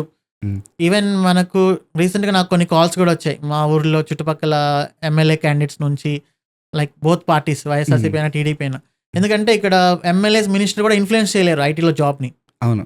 సో అది ఇక్కడ ఎవరికైతే నాలెడ్జ్ ఉంటుందో, ఎవరికైతే టాలెంట్, వర్క్ చేయగలిగిన క్యాపబిలిటీ ఉంటుందో వాళ్ళకే జాబ్స్ వస్తాయి.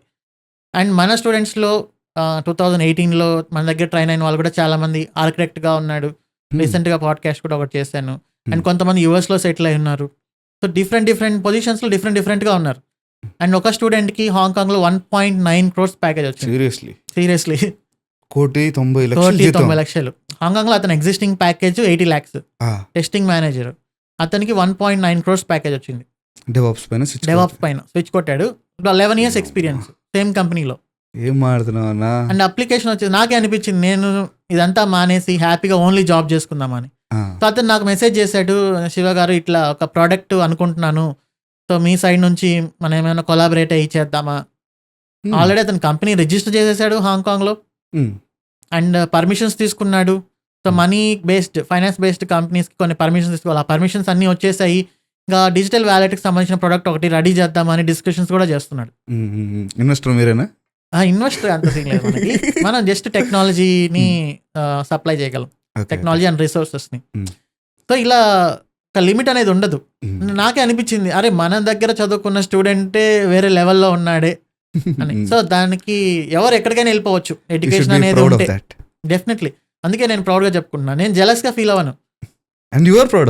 Definitely I'm proud of it. So మనకంటే మన ఫ్రెండ్స్ ఒక పొజిషన్లో ఉన్నప్పుడు జెలస్ ఫీల్ అవ్వకూడదు. జెలస్ ఫీల్ అయితే మనకి ఏమీ రాదు, అక్కడే ఉంటాం. అని నేను కూడా మా ఫ్రెండ్ని రీచ్ అవ్వాలి, ఆ పాత్లో వెళ్ళాలి. So this is how I develop my career. So నా చుట్టూ ఉండే ఫ్రెండ్స్ అందరూ యుఎస్కి వెళ్ళిపోయారు, గవర్నమెంట్ జాబ్స్ కొట్టేశారు, ఆన్ సైట్స్కి వెళ్ళిపోయారు, ఎంఎస్కి వెళ్ళిపోయారు, కంపెనీస్ చేంజ్ అయ్యారంటే అదొక పాత్. నాకు నేను జెలస్ ఫీల్ అవుతూ ఉంటే నాకేమొచ్చేది, అరే నేను కూడా ఆ పాత్లో వెళ్ళి వాళ్ళని రీచ్ అవ్వాలి. రీచ్ అయ్యావా ఇంకొకరిని వెతుక్కోండి, ముందుకెళ్ళాలి. మీకంటే ఇంకా బెటర్గా ఎవరైనా చేస్తున్నారని అనిపించిందా, వాళ్ళు వెళ్ళిన పాత్లో మీరు వెళ్ళడానికి ట్రై చేయండి, వాళ్ళని రీచ్ అవ్వండి. సో ఇక్కడ ఎలాన్ మస్క్ వరకు అయినా వెళ్ళండి, ఎవరు అడుగుతారు.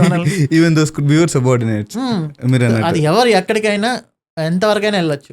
సో మన చుట్టూ ఉండే ఎన్విరాన్మెంట్ని కూడా మనం సెట్ చేసుకోవాలి. మన చుట్టూ మనం ఎవరితో ఉన్నాము, డైలీ ఎవరితో మాట్లాడుతున్నాము. We're an average of the 5 people we're speaking అంటారు, టాప్ 5 people అంటారు. ఎగ్జాక్ట్లీ. సో నా చుట్టూ ఉండే ఫ్రెండ్స్ వల్లనే నాకు ఆ థాట్స్ అనేవి వచ్చాయి. అదే నేను కూడా ఎక్కడో మేబీ ఒకవేళ అమీర్పేటలోనూ ఇంకెక్కడో ఉంటే నేను కూడా maybe back out jobs try చేసుకుంటూ అని చెప్పలేం కదా. వన్స్ మనం రాంగ్ పాత్లోకి ఎంటర్ అయ్యామంటే ఆ పాత్ మనం ఎంటర్ అయింది రాంగ్ అని అర్థం చేసుకొని మళ్ళీ వెనక్కి వచ్చి మళ్ళీ రైట్ పాత్లోకి ఎంటర్ అవ్వడానికి టైం వేస్ట్ అవుతుంది. కొన్నిసార్లు ఎంటర్ అయ్యే ఛాన్స్ కూడా ఉంటుంది. అలానే మన లైఫ్ అనేది వేస్ట్ అవుతుంది. నేను చాలా మందిని చూసాను. రీసెంట్గా ఒక జెరాక్స్ షాప్కి జెరాక్స్ తీసుకోవడం వెళ్ళా. సో ఆయన జెరాక్సే కదా అని చెప్పేసి నేను నార్మల్ లాంగ్వేజ్లో మాట్లాడుతున్నా. ఆయన ఏంటంటే కొంచెం ఆల్రెడీ స్ట్రెస్లో ఉన్నాడు. కానీ ఆయన 2000 కంటే ముందే ఎన్ఐటీలో సిసి లాంగ్వేజ్, జావా ఇవన్నీ కోర్సెస్ చేసి సమ్ ట్రైనింగ్ కూడా ఇచ్చి డిగ్రీ సర్టిఫికేట్ లేకపోవడం వల్ల ఇక్కడ ఆగిపోయాడు. ఆయన ఫ్రెండ్స్ అందరూ యూఎస్లో మేనేజ్ చేసుకున్నారు, 10th ఫెయిల్ అయిన వాళ్ళు కూడా. ఆయన ఏంటంటే అయ్యో నాకు డిగ్రీ సర్టిఫికేట్ లేదు కదా, నేను ఎలిజిబుల్ కాదేమో అని చెప్పేసి అట్లానే ఉండిపోయి ఇప్పుడు జెరాక్స్ షాప్ రన్ చేసుకుంటున్నాను. Even he had the knowledge. అతని దగ్గర సి బుక్స్ ఉన్నాయి, జావా బుక్స్ ఉన్నాయి, అన్నీ ఉన్నాయి. అతను అన్ని టెక్నాలజీస్ గురించి మాట్లాడుతున్నాడు.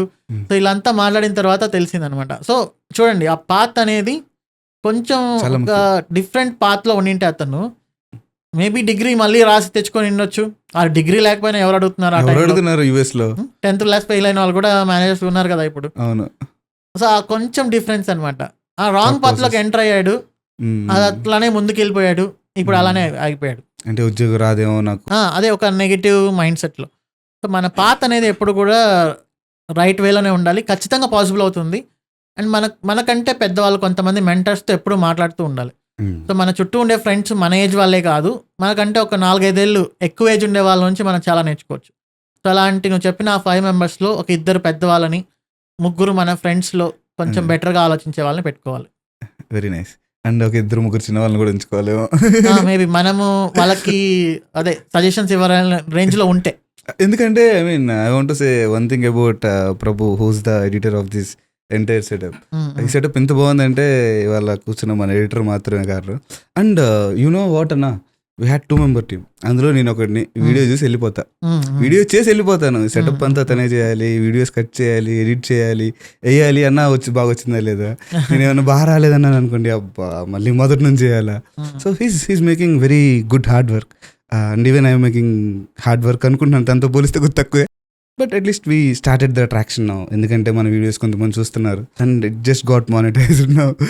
ఒక స్టెప్ ముందుకు వెళ్ళాను అనుకుంటున్నాను. And thank you Prabhu, thank you very much. అన్నకు చెప్పిన ఒక థ్యాంక్స్, నీకు ఇంకోటి మా అల్తాఫ్ బాబు ఒకటి. థ్యాంక్ యూ ప్రభు. నేను కూడా ఇది చూసి చాలా మెస్మరైజ్, ఇంత చిన్న స్పేస్ లో ఇంత ఆర్గనైజ్డ్ గా సెటప్ చేయడం అనేది very nice. Thank you again Prabhu. Will get back to the podcast. So ఏదో ఒకటి చేసి టెక్నాలజీ బాగా నేర్చుకొని they got in to the జాబ్లోకి వచ్చేసారు. కానీ మనం ట్రైనింగ్లో నేర్పించింది ఒకటి అయి ఉండొచ్చు, జాబ్లో ఇంకోటి వాడు ఉండొచ్చు. ఫర్ ఎగ్జాంపుల్ నేను జెన్కిన్సే నేర్పించాను అనుకోండి, వాళ్ళు బిట్ బకెట్ పైప్ లైన్స్ కానీ గిటబ్ ఏదో వాడుతున్నారు అనుకోండి, గిటబ్ పైప్ లైన్స్ కానీ. సో ఈ ట్రాన్సిషన్ని వాళ్ళు ఎలా తీసుకోవాలి and how they should be learning. So నేను ఇది కూడా చెప్తుంటాను. సో ఫర్ ఎగ్జాంపుల్ రీసెంట్గా మన స్టూడెంట్ హరే పాలెపు, సో అతని ప్రొఫైల్ డెవసకాప్స్ విత్ AWS. అతన్ని అజూర్ ప్రాజెక్ట్లోకి ఇంటర్వ్యూ చేశారు. సో అతను AWS ప్రొఫైల్ అని తెలిసినా కూడా ఇంటర్వ్యూ చేశారు, సక్సెస్ అయ్యాడు, రిక్రూట్ చేసుకున్నారు, అజూర్ టాస్క్స్ చేశారు. మళ్ళీ AWS నుంచి అజూర్కి మైగ్రేషన్, అజూర్ నుంచి AWSకి మైగ్రేషన్, ఈ టాస్క్ అన్ని హ్యాండిల్ చేస్తున్నాడు. సో మనం చెప్పేది కాన్సెప్ట్ అనేది పర్మనెంట్. ఇప్పుడు క్లౌడ్ అనేది ఏంటి, ఆన్ ప్రిమైస్లో ఏదైతే ఉందో దాన్నే తీసుకెళ్ళి క్లౌడ్లో పెట్టి, కాన్సెప్ట్ అయితే మారలేదు కదా, టెర్మినాలజీ ఒక్కటి మారుతుందేమో, కాన్సెప్ట్ అయితే అదే. ఇప్పుడు అదే కాన్సెప్ట్ని AWS వాళ్ళు ఇంప్లిమెంట్ చేశారు, అజూర్ ఇంప్లిమెంట్ చేసింది, GCP, ఇంకా ఎన్నో క్లౌడ్స్ ఉన్నాయి, డిజిటల్ ఓషన్, అలీబాబా, ఇవన్నీ కాన్సెప్ట్ అంతా సేమ్. టెర్మినాలజీ, యూజర్ ఇంటర్ఫేస్, ఆ రెండు మారుతాయి అంతే. సో ఇది ప్రాజెక్ట్ వాళ్ళకి కూడా తెలుసు. 100% మ్యాచ్ అయ్యే ప్రొఫైల్ ఎక్కడ దొరకదు, ఏ జాబ్ డిస్క్రిప్షన్కి అయినా కూడా.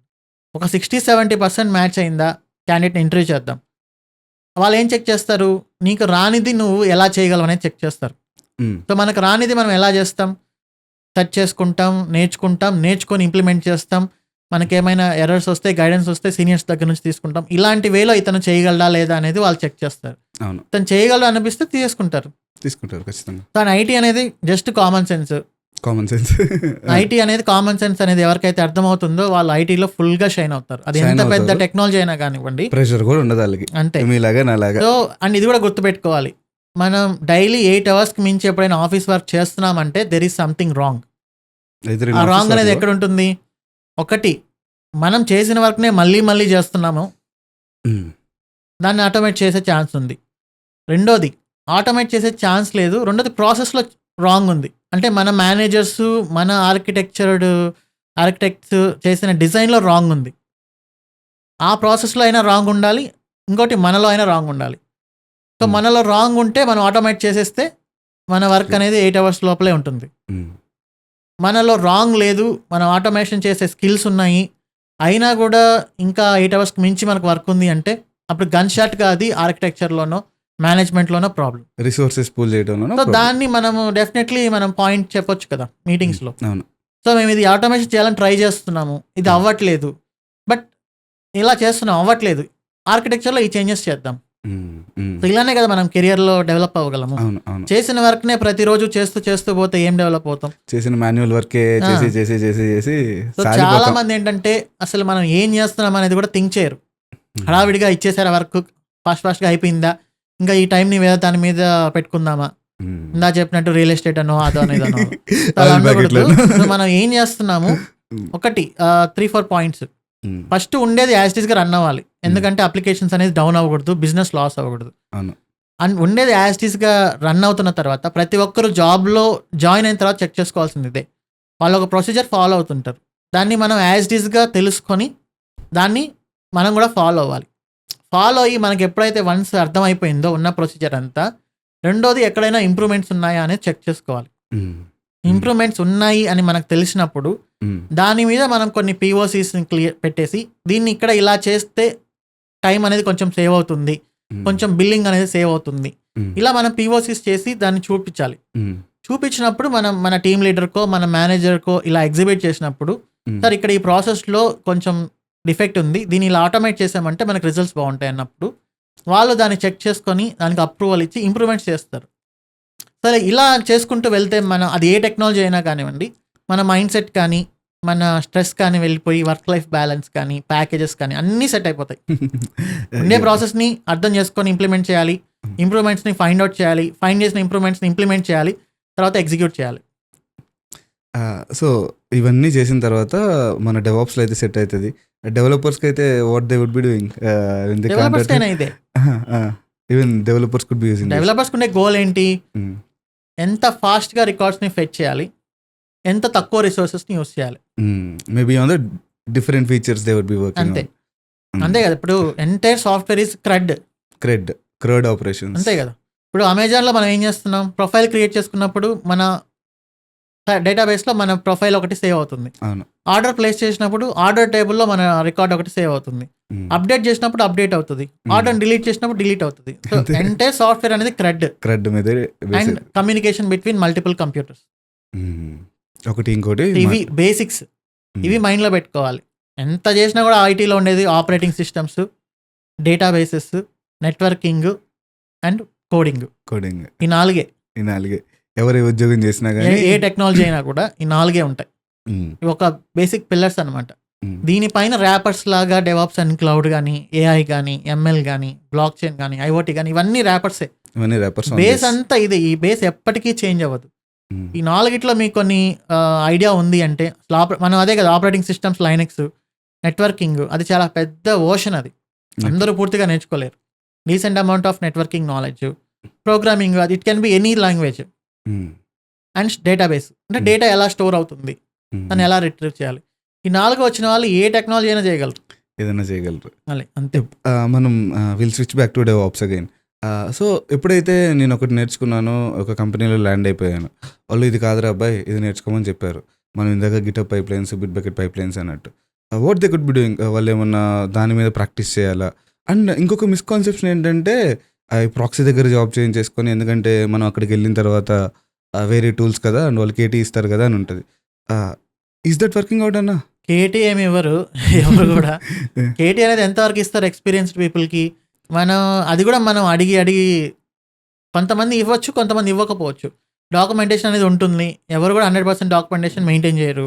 అండ్ మన ఇండియాలో ఐటీ కంపెనీస్లో పాలిటిక్స్ అనేది ఎక్కువ ఉంటుంది. డిపెండెన్సీని పెట్టుకుంటారు. అదేందో నాకు అర్థం కాదు ఎందుకు పెట్టుకుంటారు కూడా. అంటే మనకు తెలిసిన నాలెడ్జ్ మనం మాక్సిమం చెప్పకూడదు. అలా చెప్పను అని కూడా చెప్పరు, సగం చెప్తారు. అంటే చెప్పినట్టు చెప్తారు. అంటే అవతల వాళ్ళకి కన్ఫ్యూజ్ అయిపోవాలి. అది అర్థం కాకూడదు. నేను చెప్పను అంటే వాడు ఎక్కడో దగ్గర వెళ్ళి వెతుక్కొని నేర్చుకుంటాడు. అట్లా ఉండకూడదు. చెప్పేస్తే ఫాస్ట్గా నేర్చేసుకుంటాడు. చెప్పినట్టు ఉంటే అట్లా కన్ఫ్యూజన్ మైండ్ సెట్లో పెట్టి వాడికి సగం వాడితో చేయిస్తూ నేను కంప్లీట్ చేశాను అనే ఒక ట్యాగ్ కోసం అలా చాలామంది ట్రై చేస్తుంటారు. బట్ అగైన్ ఇక్కడ కాన్సెప్ట్ అనేది ఇంపార్టెంట్. నువ్వు జెన్కిన్స్ నేర్చుకుని వెళ్ళావు, అక్కడ గిటబ్ యాక్షన్స్ ఉంది. బట్ జెన్కిన్స్లో మనం ఏం నేర్చుకున్నాం? జెన్కిన్స్ సింటాక్స్ అనేది పక్కన పెట్టేస్తే ఇంటిగ్రేషన్ అంటే ఏంటి, అసలు కోడ్ని ఎలా బిల్డ్ చేస్తున్నాం, ఆ బిల్డ్ చేయడానికి వాడిన కమాండ్స్ ఏంటి, తర్వాత కోడ్ని ఎలా స్కాన్ చేస్తున్నాం, దానికి వాడిన కమాండ్స్ ఏంటి, ఇమేజ్ని ఎలా బిల్డ్ చేస్తున్నాం, ఆ ఇమేజ్ని ఎలా పుష్ చేస్తున్నాం, తర్వాత డిప్లాయ్మెంట్ ఎలా చేస్తున్నాం క్యూబర్నెటిస్లోకి. ఇవి ఫర్ ఎగ్జాంపుల్ స్టేజెస్ అనుకోండి. ఈ కమాండ్స్ అక్కడ కూడా సేమే ఉంటాయి. అవును. జస్ట్ ఇక్కడ పైప్ లైన్ సింటాక్స్, అక్కడ పైప్ లైన్ సింటాక్స్ వేరే ఉంటుంది. అవును. ఆ సింటాక్స్ని మనం ఇప్పుడైతే ఇంకా ChatGPTలో కొట్టినా వస్తుంది, గూగుల్లో కొట్టినా వస్తుంది. మీరు ఏం అవసరం లేదు. జెన్కిన్స్ బాగా ఐడియా ఉంది, కాన్సెప్ట్ ఐడియా ఉంది. గిటబ్ అడిగారు, గిటబ్ గురించి యూట్యూబ్లోనో ఉడేమీలోనో ఒక చిన్న కోర్స్ తీసుకొని ఒక 2-3 days స్పెండ్ చేస్తే ఆ సింటాక్స్లో ఆ టెక్నాలజీ మీకు అర్థమైపోతుంది. మీరు జెన్కిన్స్లో తీసుకున్న ఆ కమాండ్స్, ఆ స్టేజెస్ని తీసుకొచ్చేసి ఇక్కడ ఈ సింటాక్స్లో పెట్టేసామంటే రన్ అయిపోతుంది. So that is how. అంటే మనకు ఒక కొత్త టూల్ అనేది మీకు రాంది ఇచ్చినప్పుడు ఓవర్ నైట్ చేయమని ఎవరూ చెప్పరు. ఒక 1 week మనం టైం ఇస్తారు అనుకోండి, బేర్ మినిమం 1 week 2 weeks ఇస్తారు. సో మనం ఆర్ఎల్స్ ప్రాజెక్ట్లో కొత్తగా ఒక టూల్ తీసుకొస్తున్నారు, ఓవర్ నైట్ ఇంప్లిమెంట్ చేయమని ఎవరు చెప్పరు. ఆ టూల్ని ఎవాల్యుయేట్ చేయాలి, ఆ టూల్లో ఉండే అడ్వాంటేజెస్ ఏంటి, డిసడ్వాంటేజెస్ ఏంటి, మనం ఏ ఫీచర్స్ యూస్ చేయాలి, దీని అంతటి మీద ఒక డాక్యుమెంటేషను, డిస్కషను ఇవన్నీ జరుగుతాయి కదా. ఈ టైంలో అంతా మనం ప్రాపర్గా యూటిలైజ్ చేసుకొని మనకు ఆల్రెడీ మైండ్లో ఉండే కాన్సెప్ట్కి ఆ టూల్కి మ్యాచ్ అవుతుందా అనేది చెక్ చేసుకొని అప్పుడు POC ఇంప్లిమెంట్ చేసి, తర్వాత డెవలప్మెంట్లో ఇంప్లిమెంట్ చేసి, తర్వాత QAలో ఇంప్లిమెంట్ చేసి, తర్వాత ప్రొడక్షన్కి వెళ్తాం. సో ఇనఫ్ టైం ఉంటుంది. మనం వర్క్ చేస్తున్నప్పుడు మనకు హెల్ప్ అనేది ఖచ్చితంగా వస్తుంది. మనం వర్క్ చేయకుండా ఊరికి హెల్ప్కి వెళ్తే ఎవడు హెల్ప్ చేయడు. సో ఇవన్నీ ఉంటాయి.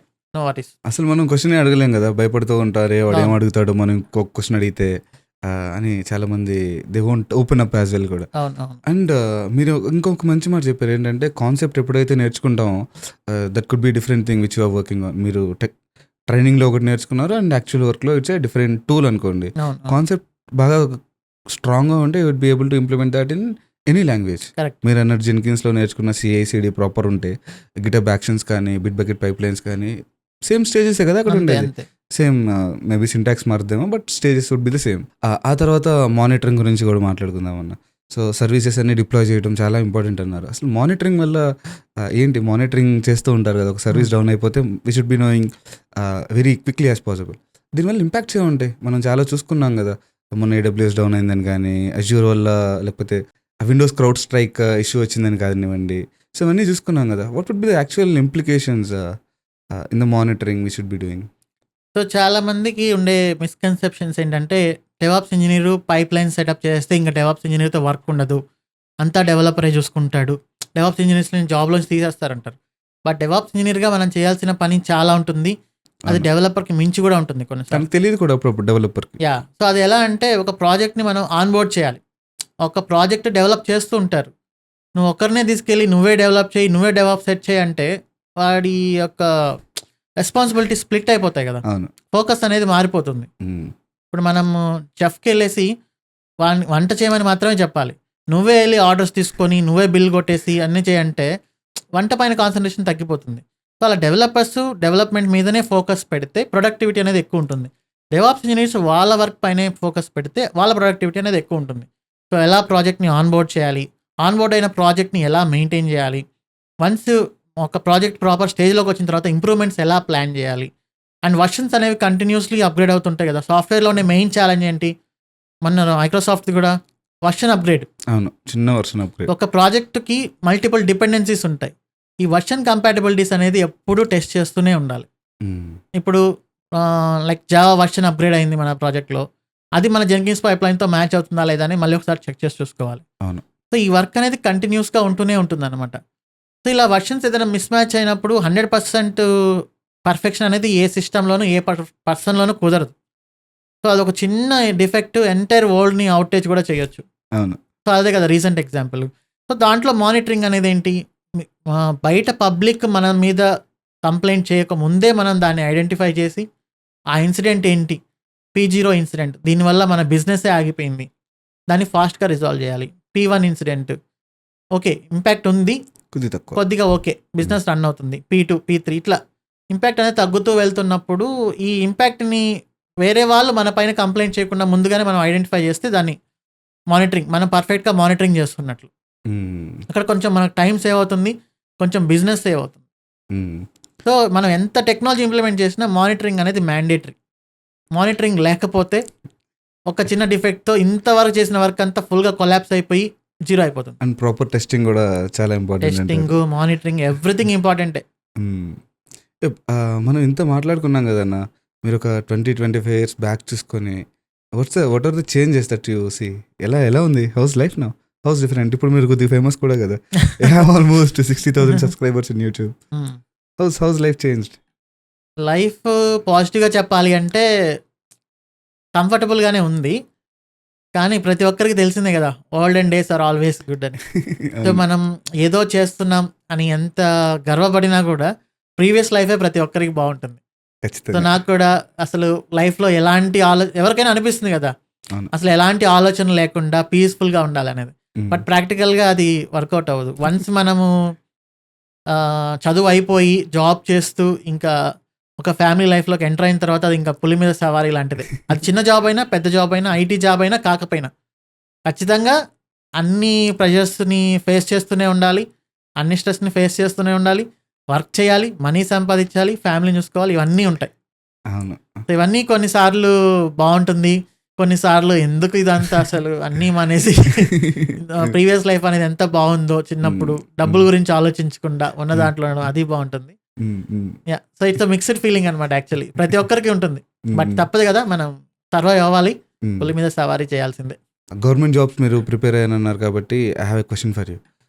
ఇప్పుడు చాలామంది గవర్నమెంట్ జాబ్స్ ప్రిపేర్ అవుదామని చాలా టైం వేస్ట్ చేసుకుంటున్నారు కదా. 2 ఇయర్స్ కానీ 3 ఇయర్స్ కానీ నెక్స్ట్ ఇయర్ ఇంకో నోటిఫికేషన్ వస్తుందేమో, ఇంకో 6 మంత్స్లో ఇంకొక నోటిఫికేషన్ వస్తుందేమో, ఇవన్నీ ఆలోచిస్తూ అసలు అది వైబులేనా? గవర్నమెంట్ జాబ్ వస్తే ఓకే, రాకపోతే దాని పరిస్థితి ఏంటి అసలు? నాకు చిన్నప్పుడు మావ నాకు చెప్తున్నది, నువ్వు సర్కార్ నౌకరీ కొట్టాలి, సర్కార్ నౌకరీ కొట్టాలని. మనకుండే విలేజ్ ఎన్విరాన్మెంట్లో మనకు ఐటీ అనేది అప్పట్లో తెలియదు కదా. అప్పట్లో గ్రేట్నెస్ అంటే ఏంటి, ఎవరైతే గవర్నమెంట్ జాబ్ తెచ్చుకుంటారో వాళ్ళు గ్రేట్, వాళ్ళ లైఫ్ సెటిల్ అయిపోయింది, వాళ్ళకి రెస్పెక్ట్ వస్తుంది, అన్నీ వస్తుందని. సో నాకు కూడా నేను గవర్నమెంట్ జాబ్ తెచ్చుకోవాలి అని అనిపిస్తుండేది బీటెక్లో ఉన్నప్పుడు అదంతా. సో నేను యాక్చువల్లీ క్యాంపస్ ప్లేస్మెంట్ అయిపోయింది, సెలెక్ట్ అయ్యాను. కానీ టీసీఎస్ వాళ్ళు అంత ఫాస్ట్గా ఇవ్వలే, నా సీనియర్స్కి 1 ఇయర్ లేట్ చేశారు. ఇస్తారో ఇవ్వరో అని చెప్పేసి నేను ఎస్ఐ అవ్వాలని ఉండేది అప్పట్లో నాకు. సో నెల్లూరులో ఒక కోచింగ్ సెంటర్లో జాయిన్ అయిపోయి వాళ్ళకి నేను యాప్టిట్యూడ్ అండ్ రీజనింగ్ నేను వాళ్ళకి టీచ్ చేశాను. నాకు events like running practice, high jump, long jump, వీటి కోసం నేను జాయిన్ అయ్యాను. సడన్ గా నాకు జాబ్ వచ్చేసింది. ఇంకా వచ్చిన జాబ్ని వదులుకోము కదా మనం ఉండే సిచ్యువేషన్లో. జాబ్లో జాయిన్ అయిపోయాను. ఇంకా గవర్నమెంట్ అంటే గ్రూప్ 1, గ్రూప్ 2, నాకు కొంచెం సోషల్ సైన్స్, హిస్టరీ ఇవన్నీ బాగా ఇంట్రెస్ట్. ఎస్ఎస్సి సిజిఎల్ అని చెప్తే ఫ్రెండ్స్ దానికి అప్లై చేశాను. 2013లో క్వాలిఫై అయ్యాను. క్యాన్సిల్ అయిపోయింది ఎగ్జామ్. అంటే ఎవరో ఒక కోర్ట్ కేసు వేస్తారు, క్యాన్సిల్ అయిపోయింది. మళ్ళీ 2016 అనుకుంటా, 2016 మళ్ళీ ఎగ్జామ్ రాశా. ఈసారి క్వాలిఫై కాలేదని చెప్పారు. సో 1 మంత్ లీవ్ పెట్టి ఎగ్జామ్ రాశాను. ఎస్ఎస్సి సిజిఎల్ బాగా మంచి పొజిషన్ కదా అని చెప్పేసి మళ్ళీ ఎప్పుడైతే సెకండ్ రౌండ్ ఉంటుందో దానికి 1 వీక్ ముందు మళ్ళీ ఇంకొక రిజల్ట్ వదిలి మళ్ళీ నువ్వు క్వాలిఫై అవ్వన్నారు. మళ్ళీ నేను ఎక్కడ ప్రిపేర్ అవ్వాలి, అసలే జాబ్ చేస్తున్నాను, మళ్ళీ వచ్చి ఇవన్నీ ప్రిపేర్ అవ్వడం కష్టం కాబట్టి సో అలా ఇంకా గవర్నమెంట్ జాబు మన వల్ల కాదులే అని చెప్పేసి వదిలేశాను. బట్ చాలామంది గ్రూప్ 1 అని, గ్రూప్ 2 అని, పంచాయత్ సెక్రటరీ అని అండ్ బ్యాంకింగ్ జాబ్స్ 2015-16 అదొక ట్రెండ్ అనమాట.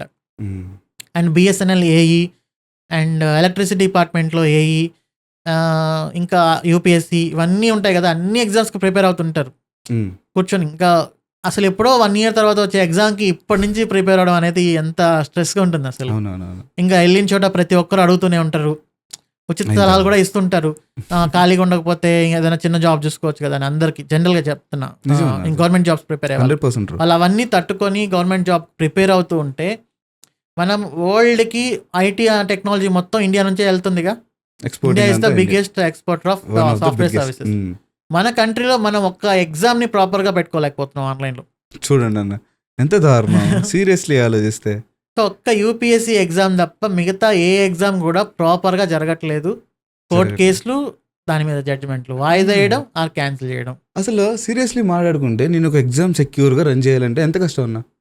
I could create random questions కదా. మేబీ నేను ఒక 10 టెక్స్ట్ బుక్లన్నీ ఒక ఏఐకి ఇచ్చాను, generates all the questions. And ఇదంతా ఎప్పుడు జరుగుతుంది, మేబీ ఒక 1 or 2 hours ముందు జరిగింది అనుకోండి. ఎగ్జామ్ ఒక 1 or 2 hours ఉంది. 2 hours ముందు నేను క్వశ్చన్ పేపర్ అంతా ప్రిపేర్ చేశాను. It would be making a print to the actual college and people would be having very minimalistic permissions. అంటే అందులోకి వెళ్ళాలంటే చాలా పర్మిషన్స్ ఉన్నాయి అండ్ చాలా తక్కువ మంది మాత్రమే యాక్సెస్ ఉంది. It will create a CC room పెట్టేసి ఒక క్వశ్చన్ పేపర్ అంతా ప్రింట్ కొట్టి పడేస్తుంది. ఎగ్జామ్ స్టార్ట్ అయిన తర్వాతే someone will go to the room and get all those questions and distribute. ఐటీలో మనం చేయలేదంటూ ఏదీ లేదు. మేబీ వీళ్ళు కావాలని ఎగ్జామ్స్ని ఇలానే పెడుతున్నారు ఏమో నాకు తెలియదు, ఫ్రాడ్స్ చేయాలని. ఒక ఎగ్జామ్ని ప్రాపర్గా కండక్ట్ చేయలేక, సరే ఒకవేళ అందరు హోప్స్ గవర్నమెంట్ జాబ్స్ క్లియర్ చేసిన వాళ్ళు కూడా ఉన్నారు చాలామంది నా ఫ్రెండ్స్. అప్పట్లో ఏంటంటే ఒక చిన్న గవర్నమెంట్ జాబ్లోకి వెళ్తే ఎంత శాలరీ, అప్పుడు 40,000-45,000 స్టార్టింగ్ వచ్చేదా. ఇప్పుడు గవర్నమెంట్లో శాలరీస్ ఇంక్రిమెంట్ ఎలా ఉంటాయి, 10 ఏళ్ళకి ఒకసారి డబుల్ అవుతుంది అంటారు కదా. అండ్ ఇప్పుడు లాస్ట్ 10 yearsలో వరల్డ్ అనేది ఎలా చేంజ్ అయింది. Metro cities, malls, movies, parties, అంటే మెట్రోలోనే ఉండాలి. ఇప్పుడు ఒక గవర్నమెంట్ జాబ్ చేసే పర్సన్కి, ఒక టీచర్కి కానీ, ఒక బిఎస్ఎన్ఎల్ ఏఈకి కానీ పెళ్ళి అవ్వట్లేదు లైఫ్ స్టైల్. ఎందుకంటే నువ్వు నెల్లూరులో ఉంటావు, రేపొద్దున ఇంకేదో పల్లెటూరులోకి వెళ్తావు, మనం తిరుగుతూ ఉండాలి, మనకి ఏం ఎంజాయ్మెంట్ ఉండదు, నేను ఇంట్లోనే వంట చేసుకుంటూ ఉండాలా అనే క్వశ్చన్స్ అటు సైడ్ నుంచి వస్తున్నాయి. అండ్ శాలరీ ఇంక్రిమెంట్స్ లేవు. 40,000-45,000 50,000 ఈ రోజుల్లో దేనికి పనికి వస్తుంది. మనం ప్రతి చోట ట్యాక్స్లు కట్టాలి. మనం గవర్నమెంట్కి ట్యాక్స్ పే చేస్తున్నా కూడా గవర్నమెంట్ మనకి ఏమన్నా ఇస్తుందా? లేదు. హెల్త్ ఇన్సూరెన్స్ ఇవ్వట్లేదు, మనకి ఏదైనా ఎడ్యుకేషన్ ఇవ్వట్లేదు. ఫీజులు ఎలా ఉన్నాయి, గవర్నమెంట్ శాలరీస్ ఎలా ఉన్నాయి. ఒక కానిస్టేబుల్ శాలరీ తీసుకుంటే ఆ కానిస్టేబుల్ శాలరీతో ఏం చేయగలరు? అంతే ఎస్ఐ శాలరీ అయినా తీసుకోండి, జనరల్ గా అక్కడ వచ్చే వేరే ఇన్కమ్ ఉంటేనే లంచం తీసుకుంటేనే he'll be able to survive. అది కూడా ఏంటంటే కొన్ని డిపార్ట్మెంట్స్ లోనే, రెవెన్యూ డిపార్ట్మెంట్ కొన్ని డిపార్ట్మెంట్స్ లో ఆ ఛాన్స్ ఉంది, బట్ అక్కడ కూడా వాళ్ళకి చాలా భయం కదా. ఎవరైనా మన పైన ఒక కంప్లైంట్ ఇచ్చినా ఇంకేదన్నా జరిగినా మొత్తం మన ఇప్పటి వరకు ఉన్న పరువు మొత్తం పోతుంది, మన ఫ్యామిలీలో ప్రతి దగ్గర డౌన్ అయిపోతాం. సో ఇలాంటివన్నీ ఉన్నాయి. ఇంకా అసలు ఎలాంటి జీతం తప్ప వేరే ఆదాయం లేని డిపార్ట్మెంట్స్ చాలా ఉన్నాయి. బిఎస్ఎన్ఎల్ ఏఈ, సో ఇట్లా నాకు కొన్ని కాల్స్ వచ్చినాయి. మా ఫ్రెండ్స్ కూడా ఎస్ఎస్సి సిజిఎల్ కొట్టి ఎగ్జామినర్ పోస్ట్కి వెళ్ళిన వాళ్ళు కూడా, అండ్ ఈవెన్ ఇన్కమ్ ట్యాక్స్ డిపార్ట్మెంట్లో పనిచేసే వాళ్ళు కూడా నాకు కాల్ చేసి నేను ఐటీలోకి వస్తాను, ఏదైనా ఆప్షన్ ఉందా. సీరియస్లీ, ఎందుకంటే ఇన్కమ్ ట్యాక్స్ డిపార్ట్మెంట్ ఇప్పుడు మారిపోయింది పూర్తిగా. ఇంతకు ముందులాగా రైడ్ చేసి పర్సంటేజ్ తీసుకునేది అంతా లేదు. ఇప్పుడు సెంట్రల్ గవర్నమెంట్ మొత్తం మార్చేసింది. సో ఎక్కడ మనము లంచం అనే కాన్సెప్టే లేకుండా మెల్లమెల్లగా ట్రాన్స్ఫర్మేషన్ అనేది జరుగుతుంది కొన్ని డిపార్ట్మెంట్స్ లో తప్ప, ఎగ్జామినేషన్ లో తప్ప. Yeah definitely. అక్కడ ఇంకా తెలిసిందే కదా, పేపర్ లీక్ చేయడం, అమ్ముకోవడం. సో మెయిన్ గా నార్త్ ఇండియాలోంచి మనకు వస్తుంటాయి. సో ఇలా గవర్నమెంట్ జాబ్ అనేది కొట్టడం ఒక పెద్ద ఛాలెంజ్ అయితే, ప్రిపేర్ అవ్వడము, కొట్టడము, జాయిన్ అవ్వడం ఒక పెద్ద ఛాలెంజ్ అయితే, దాంట్లో వచ్చి ఆ శాలరీతో బతకడము, పెళ్ళి అవ్వడము, ఇదంతా ఇంకొక పెద్ద ఛాలెంజ్, ఫ్యామిలీని సర్వ్ చేయడం. నిజమన్నా. సో వీళ్ళందరికీ ఇంకా గవర్నమెంట్ జాబ్ అనేది విరక్తి కొట్టేసి అందరూ ఐటీ జాబ్కే రావాలని వీళ్ళు కూడా ట్రై చేస్తున్నారు. ఒక బ్యాంక్ ఎంప్లాయీ వెళ్తాడు, ఏం చేస్తాడు, క్యాషియర్ పొద్దుని సాయంత్రం వరకు కొడుతూనే ఉండాలి. క్రౌడ్ వస్తూనే ఉంటారు, కొడుతూనే ఉండాలి. టైపింగ్ మిస్టేక్స్ చేయకూడదు, మనీ మిస్టేక్స్ చేయకూడదు, సాయంత్రానికి లెక్క చెప్పాలి, లీవ్ తీసుకోకూడదు, వర్క్ ఫ్రమ్ హోమ్ చేయకూడదు, ప్రెషర్ ఎక్కువ. రైట్. సో అందుకని అందరూ మనకు ఐటీ పైన ఎక్కువ ఫోకస్ పెరిగిందనమాట. So at the same time ఇక్కడ ఐటీలో ఇంతకు ముందు ఉన్నంత టూల్స్ అవన్నీ లేకుండా మొత్తం అన్నింటిని తీసుకెళ్ళి క్లౌడ్లో పడేసాం. ఇప్పుడు లైనక్స్ అడ్మినిస్ట్రేషన్గా జాబ్స్ లేవు, డేటాబేస్ అడ్మినిస్ట్రేటర్ జాబ్ లేవు, షేర్ పాయింట్ జాబ్స్ లేవు, వెబ్ లాజిక్, వెబ్ స్పియర్, ఇలా చెప్పుకుంటూ పోతే నెట్వర్క్ అడ్మినిస్ట్రేషను, స్టోరేజ్ అడ్మినిస్ట్రేషను, ఇవన్నీ అయిపోయినాయి స్కిల్స్. ఇవన్నీ తీసుకొని వచ్చి మన క్లౌడ్, డెవాప్స్. క్లౌడ్ అంటే డెవాప్స్, డెవాప్స్ అంటే క్లౌడ్, సైకిల్కి ఒక 2 చక్రాలు లాంటివి. సో అందుకని డెవాప్స్ అండ్ క్లౌడ్ అనేది చాలా ఎక్కువ పాపులారిటీ వచ్చేసి అందరూ ఇటు సైడ్ వచ్చారు. అండ్ ఇంకొక పాయింట్ ఏంటంటే, ఎవరెల్స్ నేను గవర్నమెంట్ జాబ్స్ ప్రిపేర్ అయ్యారు దానిపైన మాట్లాడడానికి ఒక రీజన్ ఉంది. ఏంటంటే చాలామంది చాలా సంవత్సరాలు, 2 సంవత్సరాలు, 3 సంవత్సరాలు టైం స్పెండ్ చేసి జాబ్ రాక, వచ్చిన తర్వాత మీరు అన్నట్టు కొంత జీతాలు సరిపోక చేస్తున్నారు. But if I'm spending the same amount of time in learning IT, learning any technology, maybe ఇప్పుడు మనం డెవాప్స్ పాడ్కాస్ట్ చేస్తున్నాం కాబట్టి డెవాప్సే నేర్చుకున్నాను అనుకోండి, సంవత్సరం అవసరం లేదు, ఒక 6 నెలలు 8 గంటలు, రోజులో 8 గంటలు స్పెండ్ చేసి, రిమూవింగ్ సాటర్డేస్ అండ్ సండేస్, నేను ఎంత ప్రెజర్ ఉంటుంది అంటారు జాయిన్ అయిన తర్వాత? How easily I could do the job? So ఇప్పుడు చాలామంది మన దాంట్లో వచ్చిన వాళ్ళు యూపీఎస్సీకో, గ్రూప్ 1, గ్రూప్ 2 ప్రిపేర్ అయ్యి ఎగ్జామ్స్ క్రాక్ అవ్వక, ఇంకా 25 ఏజ్ దాటాక ప్రతి ఒక్కరిలో ఒక భయం వస్తుంది కదా. సో అందరూ అడుగుతున్నారని చెప్పేసి ఇంకా ఐటీకి వస్తారు. నేను వాళ్ళకి చెప్పే ఫస్ట్ మాట, మీరు గవర్నమెంట్ జాబ్స్కి ఎలా అయితే ప్రిపేర్ అయ్యారో ఇక్కడ కూడా అలానే ప్రిపేర్ అవ్వాలి. ఐటీ కదా, సిల్లీగా అయిపోతుంది కదా క్లాస్ అనుకుంటే కుదరదు. అక్కడ ఎంత అయితే ఎఫర్ట్స్ పెట్టారో ఇక్కడ అంత ఎఫర్ట్స్ పెట్టండి. 6 months to 1 yearలో పక్కాగా జాబ్ వస్తుంది. అండ్ మీరు నేర్చుకునే విధానాన్ని బట్టి, మీరు స్పెండ్ చేసే టైం అండ్ ప్రాక్టీస్ని బట్టి మీకు వెళ్ళాక ఈజీగా అనేది ఉంటుంది. సో చాలా మంది రీసెంట్గా కూడా కొన్ని పాడ్కాస్ట్ చేశాను, ఇలా అంతా గవర్నమెంట్ జాబ్స్ చేసుకొని, బీపీఓ జాబ్స్ చేసుకొని గవర్నమెంట్ జాబ్స్ ప్రిపేర్ అయ్యి జాబ్ రాక మళ్ళీ బీపీఓలోకి వెళ్ళి పార్ట్ టైం శాలరీ కోసం, ఇవన్నీ మనకు కాదు అని వచ్చేసి మళ్ళీ ఇక్కడ వచ్చి సర్వైవ్ అయిన వాళ్ళు చాలా మంది ఉన్నారు మంచిగా. సో డెవాప్స్ వల్ల మీ లైఫ్ చేంజ్ అయింది, and you would be able to change your family's life as well in the monetisation aspect. yes definitely. Education change చేసే పర్సన్స్ లైఫ్ కదా. సో మనం ముందు నుంచి ఇప్పటి వరకు మాట్లాడుకున్న దాని సారాంశం అదే అంటారా? ఖచ్చితంగా ఎడ్యుకేషన్ ఉంటేనే కదా ఏమైనా చేయగలం. సో మనం అందరము బీటెక్లో ఉన్నప్పుడు అందరూ అనుకుంటారు, నేను కూడా అనుకున్నా, ఏదో బిజినెస్ చేస్తాను, స్టార్టప్ పెట్టేస్తాను, సక్సెస్ అయిపోతుంది. బట్ అదే ఎడ్యుకేషన్ లేకుండా పెట్టే స్టార్టప్కి వాల్యూ అనేది ఉండదు. ఇప్పుడు అది చాలా రేర్గా, లైక్ పొలారెడ్డి స్వీట్స్, పొలారెడ్డినో, ఓయో రూమ్స్, ఇట్లాంటి వాళ్ళు మాత్రమే సక్సెస్ అయిన ఛాన్సెస్ ఉంటాయి, 100లో 1-2. ఎడ్యుకేషన్ కంప్లీట్ చేసి ఒక ప్రాపర్గా సొసైటీ పైన ఒక మెచ్యూరిటీ, పీపుల్ మైండ్ సెట్ ఎలా ఉంది, సొసైటీలో ట్రెండ్స్ ఎలా ఉన్నాయి, మనకు దేంట్లో ఎక్స్పర్టీజ్, ఇవన్నీ తెలుసుకోవడానికి మనకి డెఫినెట్లీ ఒక టైం అనేది పడుతుంది. ఇమ్మెచ్యూర్గా స్టార్ట్ చేసినవన్నీ ఫెయిల్ అవుతాయి. నేను ఇమ్మెచ్యూర్గా చాలా చేయాలనుకున్నా, ఇందాక చెప్పిన పెద్ద లిస్ట్. అప్పుడు నాకు మెచ్యూరిటీ అనేది లేదు, గ్రాండెడ్గా తీసేసుకొని సొసైటీని, మన చుట్టూ ఉండే వాళ్ళని, మనం ఏది స్టార్ట్ చేస్తే అది హిట్ అయిపోతుంది అనుకోవడం, ఇదంతా ఇమ్మెచ్యూరిటీ. ఈ మెచ్యూరిటీ అంతా ఎడ్యుకేషన్లోంచి వస్తుంది. ఎడ్యుకేషనే మనకు అన్నిటి క్వశ్చన్స్కి ఒక పర్సన్ లైఫ్ ఒక దరిద్రం నుంచి ఒక పీక్స్ లెవెల్కి వెళ్ళాలి అంటే ఎడ్యుకేషన్ తప్ప వేరే ఆప్షన్ ఏదీ లేదు. అది ఎవరికైనా కూడా మన కళ్ళ ముందే ఎగ్జాంపుల్స్ ఉంటాయి. లైక్ ఎలాన్ మస్క్ అయినా, జెఫ్ బెజోస్ అయినా, ఇంకా వేరే పర్సన్ ఎవరైనా కూడా వాళ్ళంతా ఫస్ట్లో ఎడ్యుకేషన్ ఉంటేనే వాళ్ళకు ఒక క్లారిటీ ఉండి దాని మీద ఫుల్ ఫోకస్ చేస్తేనే వాళ్ళు చేయగలిగారు.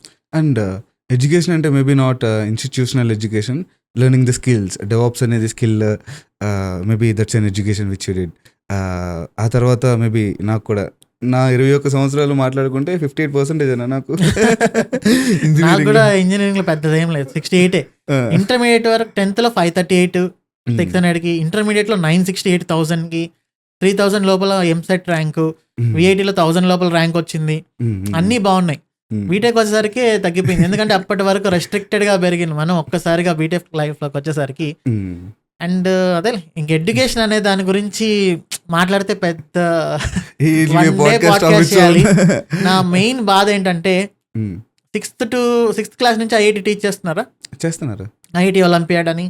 ఇంకా 10th క్లాస్లో పొద్దున్న 6 నుంచి నైట్ 10:30 వరకు స్టడీస్. ఈ మధ్య చూస్తున్నా 598 మార్క్స్ కూడా వచ్చినాయి ఎవరికో 10th లో, 598. అండ్ ఇంటర్మీడియట్ లోకి వెళ్ళిన తర్వాత we're completely in the control of Narayana Sri Chaitanya. పొద్దున్న 5:30 నుంచి రాత్రి 10:30-11 వరకు ఇన్ని చేస్తున్నాము. ఇవన్నీ చేసిన తర్వాత బీటెక్ జాయిన్ అవుతున్నాము. 4th year CSC, C language, C++, Java, Oracle, database, network administration, operating systems, compiler design, data structures, algorithms design, ఇన్ని నేర్చుకొని లాస్ట్ హలో వాళ్ళు రాయన వాళ్ళు 100కి 90-95 మంది ఉన్నారు. నేను కూడా అంటే ఈవెన్ ఐటీ ఇంజనీర్ గా 2.5 years పని చేసినా కూడా హలో వాళ్ళు ఇస్తే రాయలేకపోయా. ఎక్కడికి వెళ్ళింది మన ఎడ్యుకేషన్? మనం చదివింది ఏంటి, ఎంత చదివాము, అంతా ఏమైంది?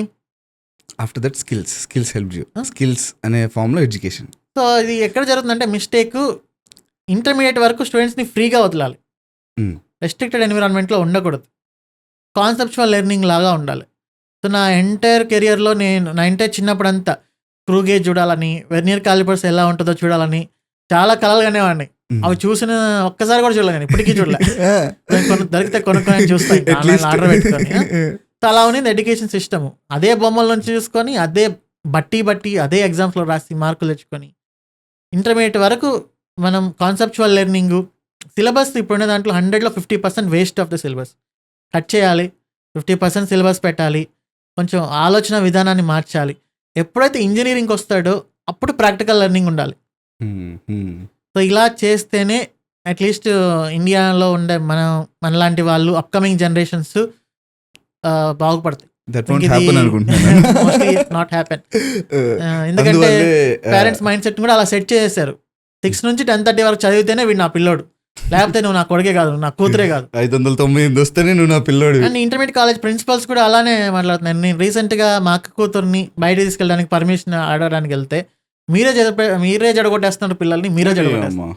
అంటే వాళ్ళు పొద్దున 6 నుంచి రాత్రి 10:30 వరకు చదువుతూనే ఉండాలి. ఇదే పని. అంత చదివి ఏం పీకగలుగుతున్నాం అంటే అసలు ఒక 21 years వాడిని ఎలక్ట్రానిక్స్ లో కానీ బేసిక్ క్వశ్చన్ అడిగితే ఆన్సర్ చేయలేదు. నేను కూడా ఆన్సర్ చేయలేను ఇప్పటికి కూడా. Even if you are able to go to IIT వెళ్ళినా కానీ అంత ఎఫర్ట్స్ పెట్టి ఇంటర్లో 6 నుంచి 11 వరకు చదివించారు, బాగా 80 ఏదో ఒకటి పట్టించి రాపిచ్చేశారు. I went in to college, but after that 4 years మీరు అంటున్న కాన్సెప్చువల్ లెర్నింగ్ లేకపోతే it's waste of time. And అందువల్లే మీలాంటి ట్రైనర్స్ అందరూ making the concepts go very deep in to the learners. Thank you for that. అసలైన education BTech అయిపోయినాక start అవుతుంది.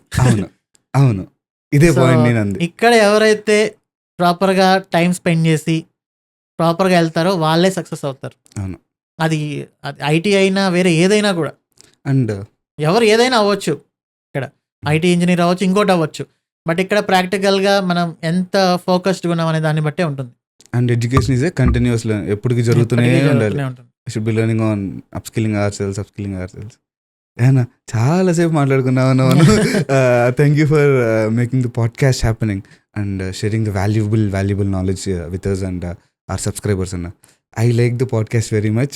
I hope you liked it as well. నన్ను ఎవరైనా ఇట్లా మాట్లాడిస్తే నాకు చాలా హ్యాపీగా ఉంటుంది. Thanks for inviting also. And where could people find you, Anna?